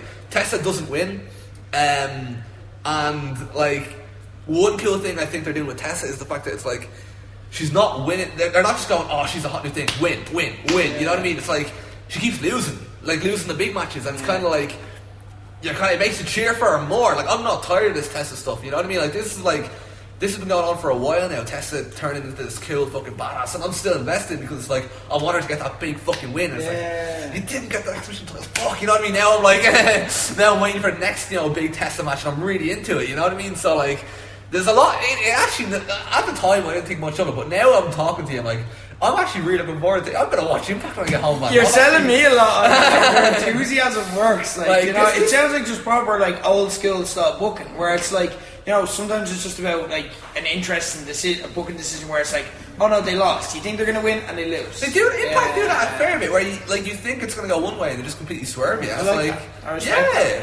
good. I recommend. I know, like, it's hard because there is a lot of wrestling. Like, you got WWE, AEW, NWA now. Team NWA for life. There'll be a double NWA review next week. Don't worry. But yeah, like, if you're really, like, if you're sick for a week or you're just at home and you've nothing else to do, you might as well give Impact a go. It's fucking worth it. Like, yeah, there you go. A strong endorsement. If you've nothing better, it's good. It's not the best thing of the week, and neither is this. Perhaps controversial, but I don't think when people find out what our number one is, many, at least over here, will disagree. In at number 2, let's talk about this week's AEW Dynamite. I'll accept it being number 2 this week, just because of OTT. It was a really good show. Spoiler! Jesus! Oh, sorry. Come on! As if it would be anything else. I was going to cheer for you on Saturday. I'm sorry, don't cancel me. Oh, I'm really sorry, guys. Cancel Katey, episode title. Okay, this is what's so hard about being back in wrestling, just spoiling things left, right and centre on people. Okay, forget what I said and let's talk about AEW. We already talked about Jurassic Express and Lucha Bros. We don't need to rehash it. It was great. I loved, much like what Keem was saying there about Impact, they had a really epic video on AEW this week. I don't know if you've seen the Cody video. Oh yeah, I did. I liked it. I really liked it as well. Yeah. And I love the story they're building for this match, where they're just going a different way with Cody, and they're basically being like embracing the fact, like, yes, he's the boss. Not like a Shane McMahon, like, I'm a heel and I'm going to run things my way. They're showing the actual work he puts in backstage.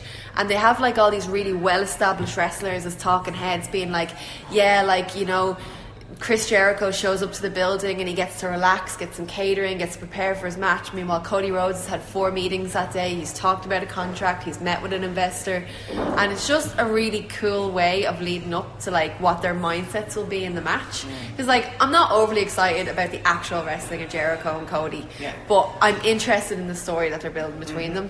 And this video is just so different and such a different take and really well made that it's kind of getting me hyped for the match.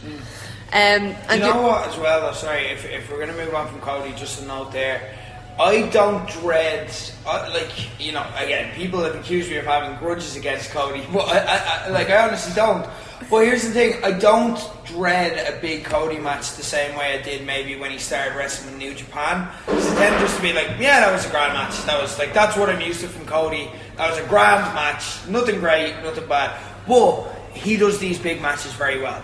Every time Cody is in a big match, it ends up, even if you're not looking forward to it, like the Shawn Spears match at All Out, like, that ended up being really fun because they overbooked the shit out of it. Or the Nick Aldis match, Cody against Nick Aldis, you say that and you're like, it's going to be a match. It ended up being a fantastic match. Cody against Dustin as well, possibly match of the year this year. You know what I mean? Like, he tends to, like, he knows what goes into these big matches. He tends to pull it out of the bag. So I'm not dreading this at all. Like, it's not going to be a wrestling classic, but I think they have a plan. There's going to be enough stuff in it, like between the inner circle. Now, Brandy's put out a tweet saying that she's not going to accompany him to the ring anymore, which I think is interesting because she's played a big part in the overbooking of the matches.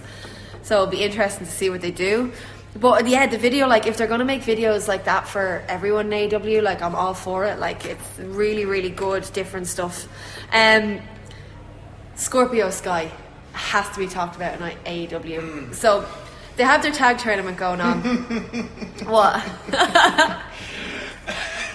You're another win for your draft picks. Yeah. So there's two facets to this that I'm going to talk about.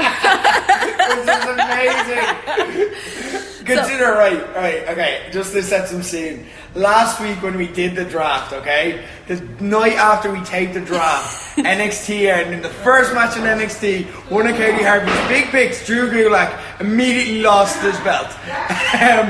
We finished taping the show, we did a draft and stuff. Christopher Daniels, one of the people on Katie's team, the next morning, sitting down to watch AEW, first thing that happens. Christopher Daniels gets taken out with an injury. It's hard not to take that personally. Yeah. Later on in the same show, Luchasaurus out with an injury. Okay, we'll ignore my own anger at what happened and talk about like what was good from it. So they've got a tag tournament, and like I love the rule that there's no one allowed at ringside. So like if it's a stable, it's literally only the two wrestlers in the match who are allowed to be there, which I think is really cool. So this was SCU versus Best Friends. So Scorpio Sky was in the back, but they get attacked. Christopher Daniels gets beaten up, he gets taken out, and they just have this really cool moment where like everyone's rushing out to check on him, and I love that anyway because it creates a bit of drama. So I think he was taken out with a pile driver, if I'm right, on the ramp or something. So everyone's checking, is he okay? He's getting stretchered out. The ref is going to call the match, and he's gonna give the win to the Best Friends. But Scorpio Sky runs out, and basically, like, you can see him frantically convincing the ref, like, you know, like, I'm in this team, like, just let me sub in, like, I won't be, like, no one's at ringside, let me sub in, let me do the match. So he lets him. Best part is for me, right? He's getting hyped up for the match, rips off his top, he's going to wrestle in his street trousers, and then panics, stops, goes to a trainer bag, is looking after Christopher Daniels to find wrist tape. And it's the most pro wrestler thing ever. When you're backstage, there's always at least one pro wrestler frantically looking for wrist tape. That was me. And I just love that little touch, like that's all he needed to prepare was to get his wrist tape on. And they just built the whole match around him. Like the guy who wasn't supposed to be in the match, and he looked like a superstar all the way through it. It was really, really good. It was basically like a handicap match because Kazarian didn't get in that much either. One tiny thing that bothered me, Christopher Daniels took a pile driver, taken out in a match. One of the transitional moves in the first 2 minutes when the match actually got started was a pile driver. Yeah. And I was just like, that's not great. Like, he could have just done another move there. Like, fair point. Because he's been taken out. Like, he might be out of my draft for good now. Who knows? Not the yourself, dear. But again, like I was talking earlier about how they need to build stars that aren't WWE or New Japan, and I think they're doing that in the tag division because the tag matches are just brilliant and they're really getting people over. And it's a really basic, unique selling point to build around as well, because it's something that nobody's really doing that well, and it's something that's so easily done well. Like, so if you're going to be like, right, so in the same way, TNA, the old TNA, you see X Division as their unique selling point. Now the Knockouts Division too, they can just use tag team wrestling. Because no one else like puts that as a central thing. And they've been really clever, the teams they've picked. They've just picked a lot of different teams, but are just like styles clashing, but in a really good way. Yeah, and they're all really well defined as well, or well rounded. You get them as soon as you see them. Yeah, everyone's got a character. I think that's why I love it so much. It reminds me of when NXT started, and you would tune every week, not because you knew what was going on, but because you wanted to see like what character was debuting. You wanted to see like what the storylines were going to start out as, and it just reminds me of that really fresh time. So it was just another really good episode. They nailed it, but it was not the best thing of the week, and I don't think, like I said, many people will disagree when we talk. Wait for it, guys, wait for it. Best thing of the week, number one. Let's talk about OTT. That is brand new information. Here's the thing, this was, I don't know if it was going to be number one, and then last night this one got made really easy. Already I had, like, I was prepared to talk about, like, just David Starr's interview with Ango, which I thought was genius, because, like, what I love about this feud is just the shades of grey, and just the, like, the little bits that are, like, kind of, what I liked about this interview was, both characters continued to be the exact same characters they always been. What's changed was us. and how we've evolved around this, you know what I mean?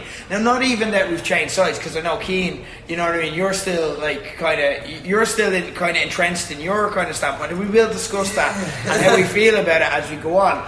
But what's changed is us. We're the ones revolving around. We're the ones orbiting this, you know, and seeing it from a different angle. So Ango is doing the exact same thing that Ango used to do, where he's like just being like Mr. Jordan Devlin. He's essentially his hype man at this stage. But now it's coming across as grating and annoying. And I don't say that like that's not a shot at Ango. He's playing his part really well here.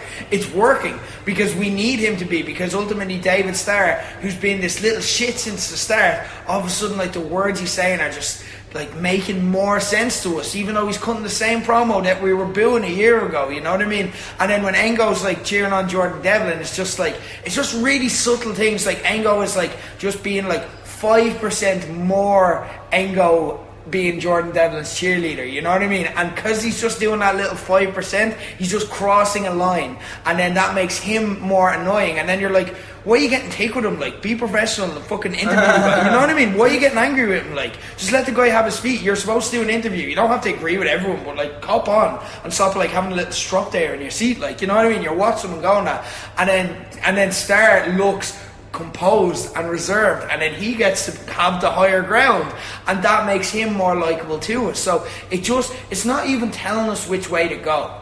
It's not even manipulating us. It's just letting characters double down on their stance and then letting us feel how we feel. It's really subtle, nuanced, like, but totally loyal to the storyline as it's always been. Then last night they sold the place out. If it hadn't been already, they sold the stadium with another Shaun Ryan masterpiece. Like, we're running out of words we can use to describe Shaun Ryan's work. Everyone is, and everyone like he blows up Twitter every time, and we all have a go at trying to find new ways to compliment Shaun Ryan. But he's just a genius. We're watching the best in the world at work here. That package of Devlin against Starr, holy fucking shit! Like, just how it just. Like, what I thought was interesting, I was like, how do you distill this feud and these guys' stances into a 3-4 minute package? That's what I was wondering. I'm like, how do you make a Shaun Ryan package about this, where like there's so much in-ring action and in-ring history, you have to tell that story, but also as well, like, it's so much about like their ideologies and their words and their promos. Like, that's a thing David Starr had to take a 7-8 minute interview with Ango to kind of establish what his stance was. But they did it, and even like the little creative ways, like, and I saw someone on Twitter, I can't remember who, I apologise, but I saw someone on Twitter like making a really good point. The backgrounds of David Starr's kind of, when he was saying his piece, was black turning into white, and the background of Devlin's was white turning into black, you know what I mean? And it's like, oh man, they're just, but then it's like, you know, at the end, and the big twist at the end was Devlin, like, it's Devlin versus Starr, and then Devlin's name just becomes Devil. But like, I'm not sure why. Like, I'm not sure what he said or what he's done that's made him evil, or like, that's like, it's planting seeds in our head that something's gonna happen. Something's gonna happen here. Like, oh, we think we know what it is. We think we can read it, but we can't. Like, what is it? What is the thing that's gonna happen? How are they gonna twist this? Like, you know, is Jordan... We'll discuss it. We're going to get to our show preview now. But, like, is Jordan going to turn heel? Like, but, like, now you've made that a bit obvious. You know what I mean? So, like, I believe I don't think you're necessarily going to go that way now. You know what I mean? Or what are you going to do? How is he going to necessarily turn heel? Like, where does this go? Like, it's just... all the seeds planted, like this video, lads. Like, I'm so excited. Keith just smiling clean. My head. No, but seriously, the more you talk about it, oh my god, like, it's just starting to sink in. This is on Saturday, and it's Wednesday. In like 3 days, we get to see this, and it's gonna be the maddest shit. The atmosphere is gonna be fucking. Oh, when they play the video before the match. You know, before the entrances? Yeah. Oh my god, I cannot fucking wait. It's all kicking in. It's just kicking in now. It's gonna be so good. Like, I can't even pretend like I'm not. I'm fucking buzzing like. When we get on to discussing the show. Yeah. Okay, let's see. Right, 6-man tag, import tag. I don't it's going to be fine. I don't think we're going to do a prediction league on Facebook. Has anyone got anything? Team Callum Black, Team Killer. I don't Team think Callum he's the Black. team captain. No, well, Callum Black / Killer Cross / Bailey. Like, it's going to be a really good match. I don't mean to do it at a service. It's just like it's It's just a grand scheme of things. Yeah. So there's a lot on our mind. There's a lot going on here, so like this is like going to be a cool match, and that's ultimately where you need this on the That's what you card. want, yeah, you need yeah. like something where you just switch your brain off for a while, because there's going to be a lot of emotion that's in this card. Notwithstanding our bleeding co-host here as well. Like, do you know what I mean?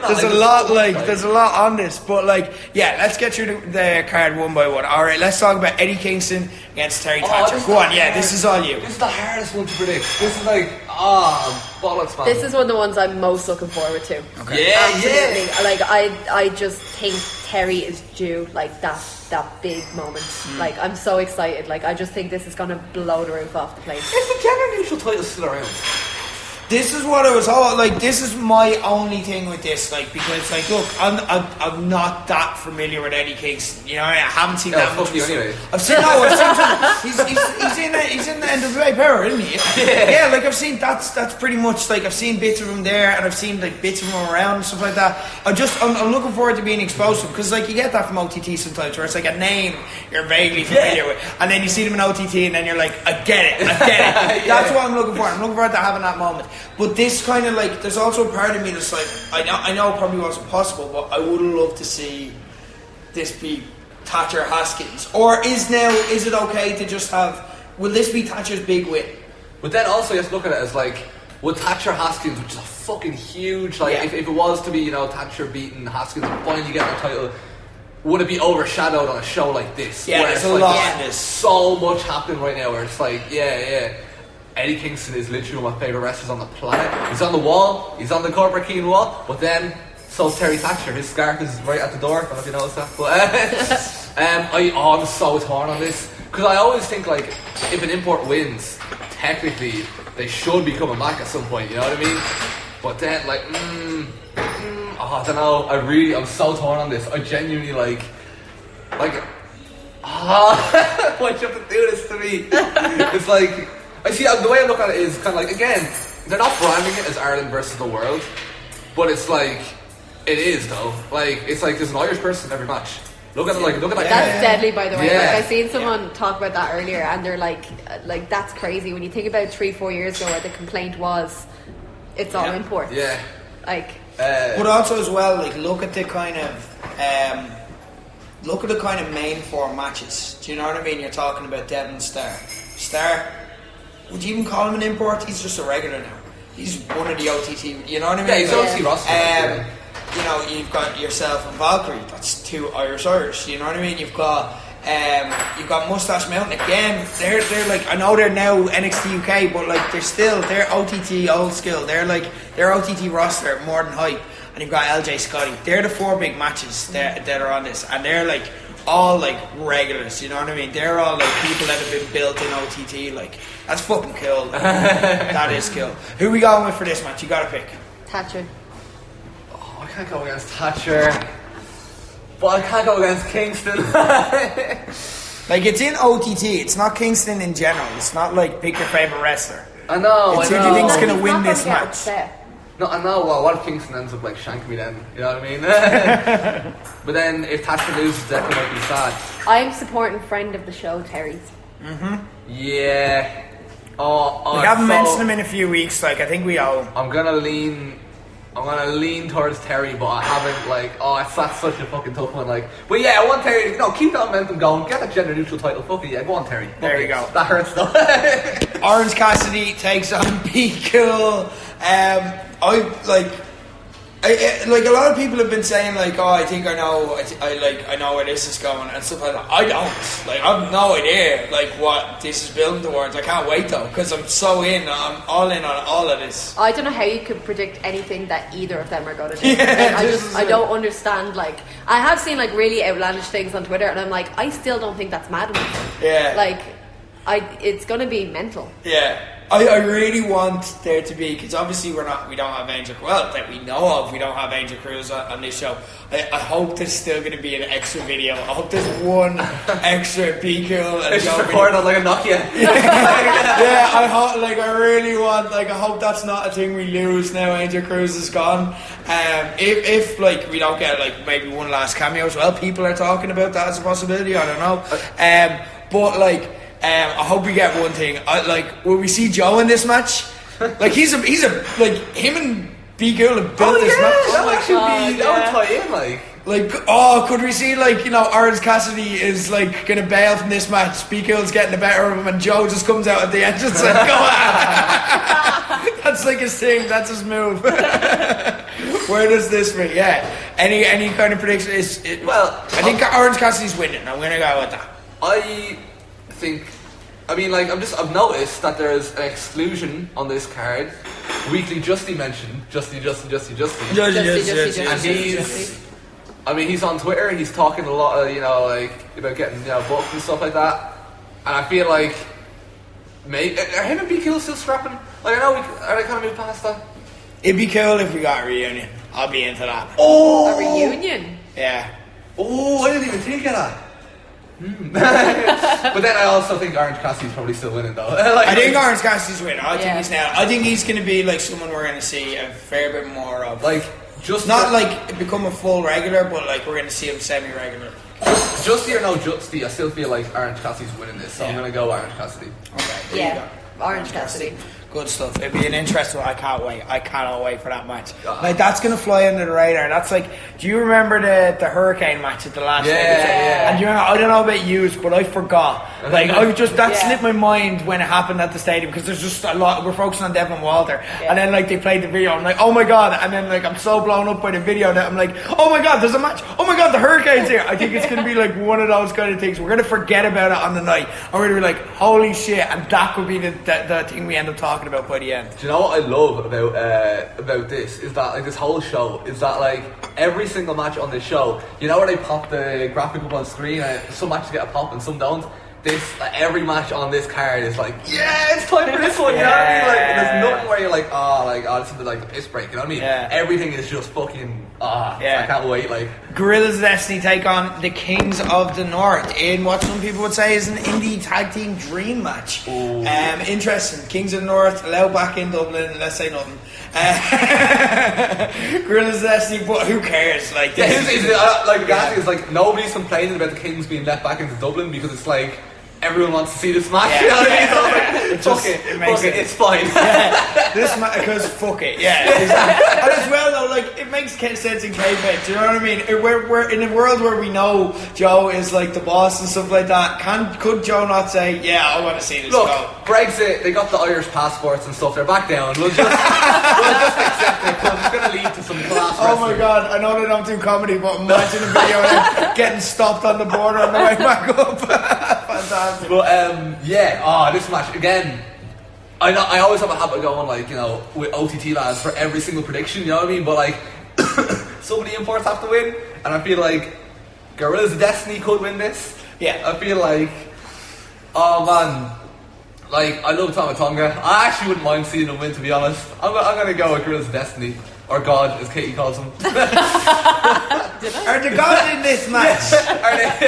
Did he call them God or? I think that God will win too. Just because, I don't know, I think the Kings need a reason to fight their way back into Dublin and stay there. So I think they'll win. Okay, interesting. What if God was one of us? I'm picking them too. Let's go on to the big four. Ladder match time. Oh my fucking God. Is this nailed on? What would you go for the opener? Would you go Kingston Thatcher or would you go this? Oh, I'd have gone with the import tag match. No, I think that's a breeder match. That's like second or third when you want to switch the crowd off and you want them to just rebuild for another match. I'd go with Kingston Thatcher then, because for me it's like the ladder match is kind of like, when you see loads of wrestling matches, then you're like, but this is a ladder match. And I kind of like that's good. You're like, whoa. When you need the crowd to inject, again, it's a very, like, I don't think there's ever been a ladder match in the National Stadium. I was saying this before the show started, like, I've been to how many shows? I don't even know how many shows at this stage. I've only ever seen like one ladder match, I think, live, and it was like AWR. I think I've seen a couple. I've seen one in the Moat Theatre, and it was Omen versus Phil the Thrill versus Tucker versus Anthony Idol and Duncan Disorderly, and it was 45 minutes long. Of course it was. Yeah, it was so long that like some of the lads who got knocked out and like rolled out for the finish had made their way, got dressed, and came up to the box to watch the end. It was a really good match, though. I really enjoyed it. And I've seen Sean Guinness against someone have a ladder match in like Tala. Yeah, that's the one I would have seen. Sean Guinness. Oh, yeah, it was Sean Guinness against Paddy M against Joe. Joe loved to know ladder matches. Maybe he'll run up the ladder and take the NWA title. This is like it's because but we've never seen these guys in this kind of context. Scotty Davis, like the mind boggles at what he can do with ladders. LJ as well, like LJ's like, you know what I mean? But also we're not used to seeing LJ like in this kind of like, you know what I mean, fucking mental kind of spot fest side of it. It's not the style he wrestles, so, but like you know that he's got like a whole locker of stuff in there, you know what I mean? He's got a great mind for wrestling, so like his imagination and stuff. Oh man, these. What if one of them just ran up straight away to grab the title and then I was Scotty could do that though. They're very fast. Yeah. Yeah. I've already had a chat with LJ and I've asked him to keep it safe. Are you worried? I always am with ladder matches. Yeah. Will you be able to watch this match live? No. Right. Yeah, that's fair. I'm actually wondering how much of the show I will get to see live. This is true. Because I don't know where my match is on the card. Shout out to Declan, thank you for suggesting myself and Valkyrie main event. That was very sweet. I'm very much looking forward to watching the main event. Very much looking forward to it. You're like first, nice one. Yeah, I don't know. This is a really interesting one because like I have seen ladder matches in Ireland, but like I think this is going to be like Razor Ramon and Shawn Michaels. I think it's going to be a clever ladder match. Yeah. That's really exciting, but makes sense. Yeah, I don't think this is going to be an absolute like crazy like fucking Hardy Boys Young Bucks, like, you know what I mean, like going out. And I think that's good. It's going to be better for it. Yeah. Like, these two guys like fucking know each other, and you know what I mean. These two guys are trained with each other. You know, these guys like they're gonna have like shit that they want to do. You know what I mean? There's a lot of this. Yeah. I'm so excited, lads. Oh my god. But who do we think is winning? LJ, go on, that. Isn't it mad to think you could see every member more than Hype walk out with gold? Yeah. Like, that's crazy. Yeah, I'm going to go for LJ as well. So let's talk about it. Are we going to see a clean sweep for More Than Hype? Yeah. More Than Hype against Mustache Mountain. OTT tag belts on the line, I presume. Yeah. Alright, so who we got? Are we going to see a clean sweep? Yeah. More Than Hype are going to smack Mustache Mountain around. Do you know what I mean? Like with LJ and Scotty, I'm like, oh, you know, Scotty, you might steal it, you know, you never know with these. It's like it's kind of 50-50, but I'm cheering LJ. Do you know what I mean? Whereas with this, I'm like, the lads have it. You know, fuck Mustache Mountain, man. They don't stand a chance. They wrestled in Belfast. They've learned a lot from that match, and they're taking it to Dublin. They're going to fucking kill them. It's going to be great. I love those storylines where it's lads keep coming back. They're the old foe, the people they couldn't beat. They beat them convincingly the first time. It wasn't much of a contest, and we were pissed then. Do you remember? But now it makes us so much better because we're like, "Fucking yeah, they're gonna do it this time." You know what I mean? Again, that's the basis of a star against Walter. You know what I mean? And look how effective it can be done when done right. I think this is the big one. Now let's do it. I want to see a clean sweep, but sure, we will see. Right, let's talk about it. Main event, many people's main event. This was the match that made me put down money to see this, and I think a lot of people will be the same. Katey, Harvey, Valkyrie. Question is, we're doing a prediction league. Are you going over? I'm going to try really hard to win. Right, okay. I'm really going to try. I'm doing this. Like little Easter egg for are you winning though? Like wrestling's fake, you know, like, are you gonna win? Like Blink one. She blinked. I don't get told things in advance. Yeah, what's he talking about, man? I don't get it. I'm going to try really hard. on, you know, just I want to make Bam Neely proud.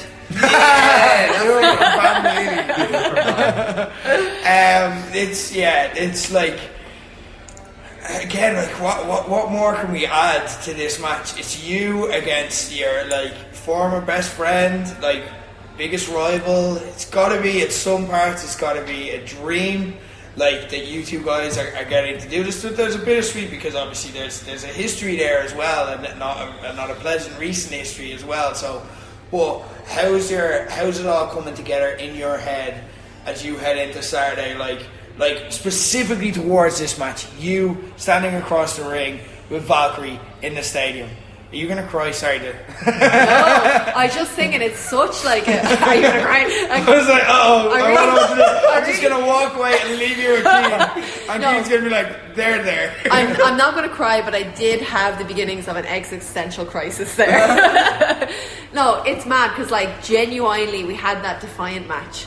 And we went to the pub afterwards because we were still friends, and we were like both really happy with the match. And we said, like, imagine doing that at the stadium. Imagine having that match at the stadium. Like, people always say to me, like, oh, who are your dream matches? Who do you want to wrestle when you come back? My answer is always the Irish girls, because it means more to me to have a massive match like this with an Irish girl than it would be with like an NXT UK person or like an import, you know what I mean? Because like, again, I've come from a scene that didn't have this, so the fact that one of the biggest matches I've ever had on a massive card in Ireland is two girls who came from Fight Factory is blowing my mind. This is the co-main. Like, no, but this is the co-main event. Like, it has to be. Do you know what I mean? Like, this is like, you know, up there with Devlin Star. You know what I mean? In terms of like, this is my. Not again. Sorry, not to like put like huge expectations. Again, once the bell rings, you've done it. You're back. You know what I mean? Like, it has a reason to happen. Yeah, it's all worked out. How could, like, oh my god, like the timing of this, like, you know what I mean? Yeah. Valkyrie's the champion. You happen to be ready on time. Not a guarantee. Oh, look, I did not think it was going to work out like this. Like, hand on my heart, I did not like them. I had an idea, like I told you, I texted Joe about 6 months after the accident saying, like, I'd like to do a spot on Defiant. I actually was going to suggest managing Amy Alonzi or something, just to get me onto the card. I didn't think I'd be ready to wrestle, never mind at Defiant, never mind the night before at the stadium. And, like, the part of you's got to feel that, like, do you know what, like, I don't know if you're religious or anything like that, but like, or if you believe in a karma or a destiny or something like that, but like, there's a lot going on here, like, and like, part of you, like, I don't know, does part of you like feel good about that, where you're like, look, this is fucking meant to be. Oh yeah, like, no. Everything's after clicking into place here, like I believe in karma big time, which is why all the way through my recovery I tried to stay positive. I tried to be nice, I tried not to get angry, I didn't, you know, like, all that. I was tried to be very good all the way through, because I do believe in karma, and I do believe that's helped a lot with making me recover so quickly. Like, and the fact that this is your comeback match as well, like, do you know what I mean? There's no fear of it kind of flying under the radar, like, you know, some matches have at like the stadium and stuff like that when they were building kind of the women's division and stuff. Like, this has earned its spot. It's a big match. Everyone's gonna feel the big match kind of vibe to it as well. Like, it's like everything has just clicked into place. It couldn't all have worked out better. Like, Jesus Christ, it must have almost been worth getting injured just to fucking have this. Like, blink of the pop. yeah, exactly. Do you know what I mean? But right, since you're not going to tell us, she did blink once when I said, "Are you going off?" No, she didn't. Keane, your thoughts? Are you going to next week be the co-OTT Women's Champion? Do you think you're gonna win? Like, you've got prediction leagues. Yeah, but like, Katey, do you think that like you've got what it takes to be here? Like, Yeah. Oh yeah, okay, fair enough. It's weird. Actually, it's weird doing predictions when the person's in the room. I think it's steady. I love it. I think it's more fun. Like, I think we've got an emotional roller coaster at the end where a lot of people are going to be like happy, unhappy, and stuff like that. I think there needs to be one big cathartic moment. I think, you know, it'd be great to have the more than hype and stuff like that. I don't think that necessarily like has a stadium show catharsis. You know, it'll have something. It'll mean a lot. Big word. You can't use some it'll mean a lot. Like where catharsis is where you're like, Jordan Devlin beating Walter, and you're like, yes, you know what I mean? That's I need catharsis. a word for that. Yeah. That's what I mean. We need something like that, and I think that like there's no finish in Devlin Star which will give us that. It'll be an emotive finish and we'll be on the train, you know what I mean, no matter what happens. But there's no finish where it'll keep everyone happy. I think we need a big moment for this stadium show. I think that's it. I think next week I'm going to be introducing you on Low Blows as the new OTT Women's Champion. I really hope Katey doesn't let us down. Like, that'll actually be like, like my expectations are so high. If you don't match them, we'll be really upset. So will everyone else. All 2,000 plus people will be really upset. Stop! Be nice for once. Sorry. Like, I'd never say this, but fuck, man. So, like, you know who's like the same as Keane right now? Who? My dad. Like, I put a training video in our family group, and he's like, you didn't fuck up at least. It's like, thanks. Amazing. In the main event. Oh shit! Jordan Devlin defends the OTT Heavyweight Championship against David Starr. What more can we say about this match that has not happened already? Corporate Keane, you've kind of got excited, but let's talk about where you lie, how you feeling, what's going into this. Right, first of all, this whole narrative that Jordan Devlin's the villain is bullshit, right? Everybody fucking, like, talking shit about Devlin. Like, where were they when he first signed that contract? You know what I mean? They were saying shit. It's only when David Starr comes out, they're all like, oh, actually, yeah, no, I've always cared. Like, no, you didn't. Like, alright, I'm not turning against Devlin. I do want Starr to win. Because I don't want... It's not even because they work for WWE, because, you know, it's immoral or whatever the fuck. It's more so, like, The practicalities. Yeah, I just don't want, like, a champion that might get pulled from, like, imagine those NXT tapings the same night as this. You know what I mean? Like, that would be horrifying, like... so for that reason, yeah, I would like if no champion in OTT was like a WWE or contracted, whatever. But that doesn't mean Devlin's the villain. I don't really buy this whole thing. Everyone's saying like, oh, Devlin's gonna beat fucking Devlin's gonna beat Starr, and then he's gonna grab the mic and say, I'm the devil. It's like, I don't get it. How? Why? That seems to be a lot of people are saying Devlin's going to win, which is really interesting because like when the match was announced, when it was heading that way like months ago, everyone was saying, oh, Starr's clearly going to win. I still think Starr's clearly going to win, but yeah, the way you hyped it up, I really do think like, even like, just go back to that video pack for a minute. The symbolism of like the Tivoli. I know, like we joke about like WWE. Yeah, I know we joke about the Tivoli. But I'm like, is that what they're? I think that's what they're saying. But the symbolism of that was fucking phenomenal. And it's like, I do like, it's interesting because you're like, what way? Like, yeah, they're like, I don't know, like they're hinting, you know, like Devlin's bad guy and all that, but like, I still just don't view him that way. I just don't see how like the lad that I was screaming to beat Walter, you know what I mean? Like how all of a sudden he's now the enemy because David Starr came in. It's like when I hear like Devlin in a promo being like, Starr came in, he brainwashed everyone. I'm like, yeah, actually, he kind of did. Like, I look around and like all the hardcore fans are like right under his fucking, well, I don't know the phrase, but thumb. Yes, they. What else would he be under? I don't know. That's what I was saying. I was like, but does that make what's under the thumb mean? Is that like he's like controlling? The thumb's small, so like if you're under it, you're considerably smaller.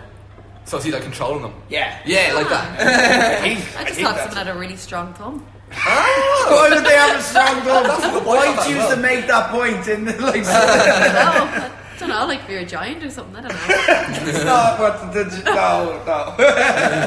So yeah, I was so passionate about the whole Devlin Walter, Devlin everyone, and I still love Devlin to bits. So it's not the villain for me, but my pick is David Starr. Okay.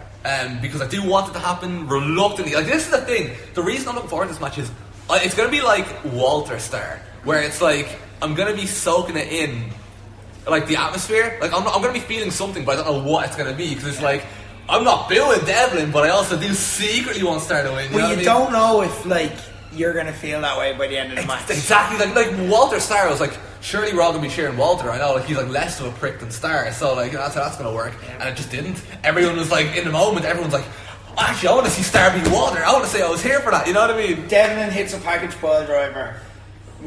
Starr kicks out at 2. Devlin gets pissed off. Shoves Foxy. All of a sudden, you're like, oh, I don't know how I feel about that. I don't know how I feel about that, Jordan. I know you're frustrated, but that's Foxy. Yeah, even if he starts like cheating and stuff, it's like you need to resort to cheating. You're meant to be, the import. Remember Austin in WrestleMania 17 just started to put a little. Not that they jammed it. We nearly made it a whole show.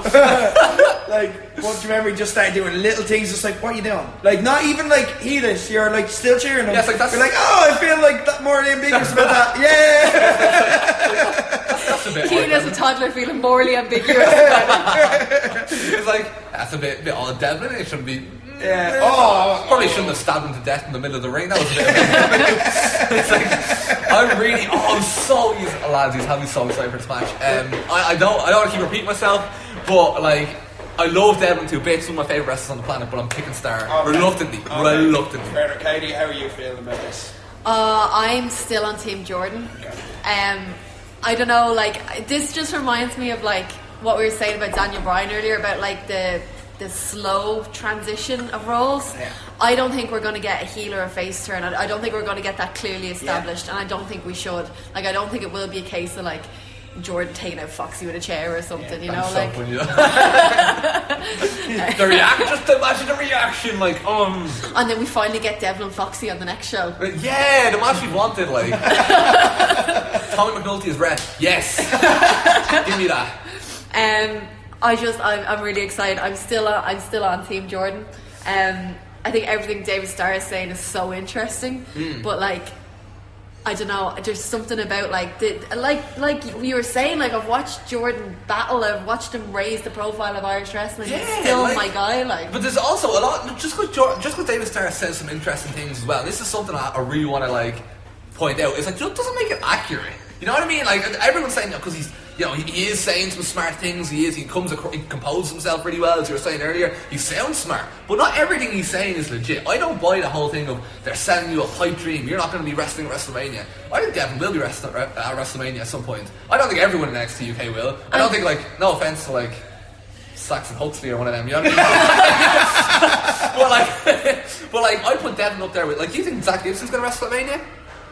I could see it. I could see it. It's not guaranteed. Look, it's not guaranteed. I could see him wrestling Access WrestleMania week, and that's the first step. Like, yeah, and it's not. It won't happen tomorrow. It won't happen next year. Maybe not even the year after. Or the year after, it will happen. You know what I mean? Like in my opinion, I don't think a lot of the stuff he's saying, it's not all accurate. You know what I mean? But it's presented really well. It's presented in a way where if you're not critically thinking while watching it, you think, yeah, that's a good point. But it's not all a good point. You know what I mean? But if you critically think about what Jordan said, everyone just went over Jordan made a really good point. He's like, how many tryouts have you had? Exactly. Yeah. That's such a good counterpoint because it's like, yeah, you would take this in a second. Are you just this way because you're fucking salty about it? Yeah. You know, and that's like a really. But this is where I love it because there's an element of realism in there because it's like it's even if they don't feel that way. Do you know what I mean? Like that's a story within wrestling where it's like that's a real thing that wrestlers feel. Where it's like someone goes to WWE and gets successful, it's like you sold out. And maybe there's an element of that in there, but maybe it's also true that the other person's jealous of them. There's not one right or wrong way with it, you know what I mean? And there's would you take this opportunity if you had it? And it's like maybe David Starr actually would. Maybe he's just never got the offer. Or maybe he now has convinced himself that he feels so strongly about this way that it's like that's a real wrestling story. Whether they're just really well playing it and portraying it, or whether there's an element of realism where they're because we know they've been good mates, they're genuinely we're close, but at the same time when you're close to someone you can touch on the nerves, you can get in the nitty gritty because you know that person inside out, so you can do those dirty kind of things. This is fucking art. I completely forgot they would start turning on Jordan Devlin. What a prick, man. It's gone so far beyond that now. It's almost like that never even happened almost. You know what I mean? It's but yeah, that's why they. Oh my god, And look, more people right now are making a full-time living from wrestling because of WWE than ever before. There's more people making a living the way Jordan is on NXT contracts and UK contracts than are making a living like David Starr as an independent pro wrestler. That's an important distinction as well. And also, that was almost a year ago when Starr turned on Devlin. I thought that was 4 or 5 months ago. In my head, as you guys were talking, I was adding it up. I was like, it was November. It's October. What the fuck? That's been such a journey we've been on. So we got Keen's pick. Katey Harvey. Who Devlin. are you picking to win? Devlin. You want to, and you think he's going to win? Yeah. Okay, right. I am going to pick David Starr. I think practicalities will often ruin the day. I don't know what's going to happen. I don't want to know what's going to happen. I don't even want to think about what's going to happen too much. I don't think that we know enough about this story to know what's going to happen. I think this story hasn't been told. I think there's a final chapter and two fucking artists are going to go out there in a main event on Saturday night in a national fucking stadium sold out, and they are going to tell us their fucking story because they have a story to tell. It's going to be class. I cannot fucking wait. Saturday night, national stadium, guys. Can't wait. Let's just go fucking do this. Guys, we've talked for long enough. We got to go. We're going to have Ask Low Blows on Friday. We're going to get to your questions. Katey, bring the gold home. We want to be announced, OTT Women's Champion, but it's going to go great no matter what. Good luck on Saturday, and try not to dry heave on the floor. Dry heaves are fine. Comes up. Good luck Saturday. But until then, Corporate Keen, you've got a video coming up on YouTube as well. Yeah, hopefully next Tuesday. But just watch Scrapmania. That's more important right now. That's just 5th anniversary and Defiant on Sunday. Jesus Christ, there's so much wrestling. Oh my god, yeah! Then I might not get this video done. Fuck, yeah. Defiant on Sunday in the National Stadium too, so check that out. Cannot wait. Huge weekend of wrestling. Can't wait to be back next week discussing it all. Hopefully sitting beside the OTT Women's Champion. But anyway, guys, until then, for Corporate Key, for Katey Harvey, I've been Rick Nash. That's the bottom line. Because Low Blow said so.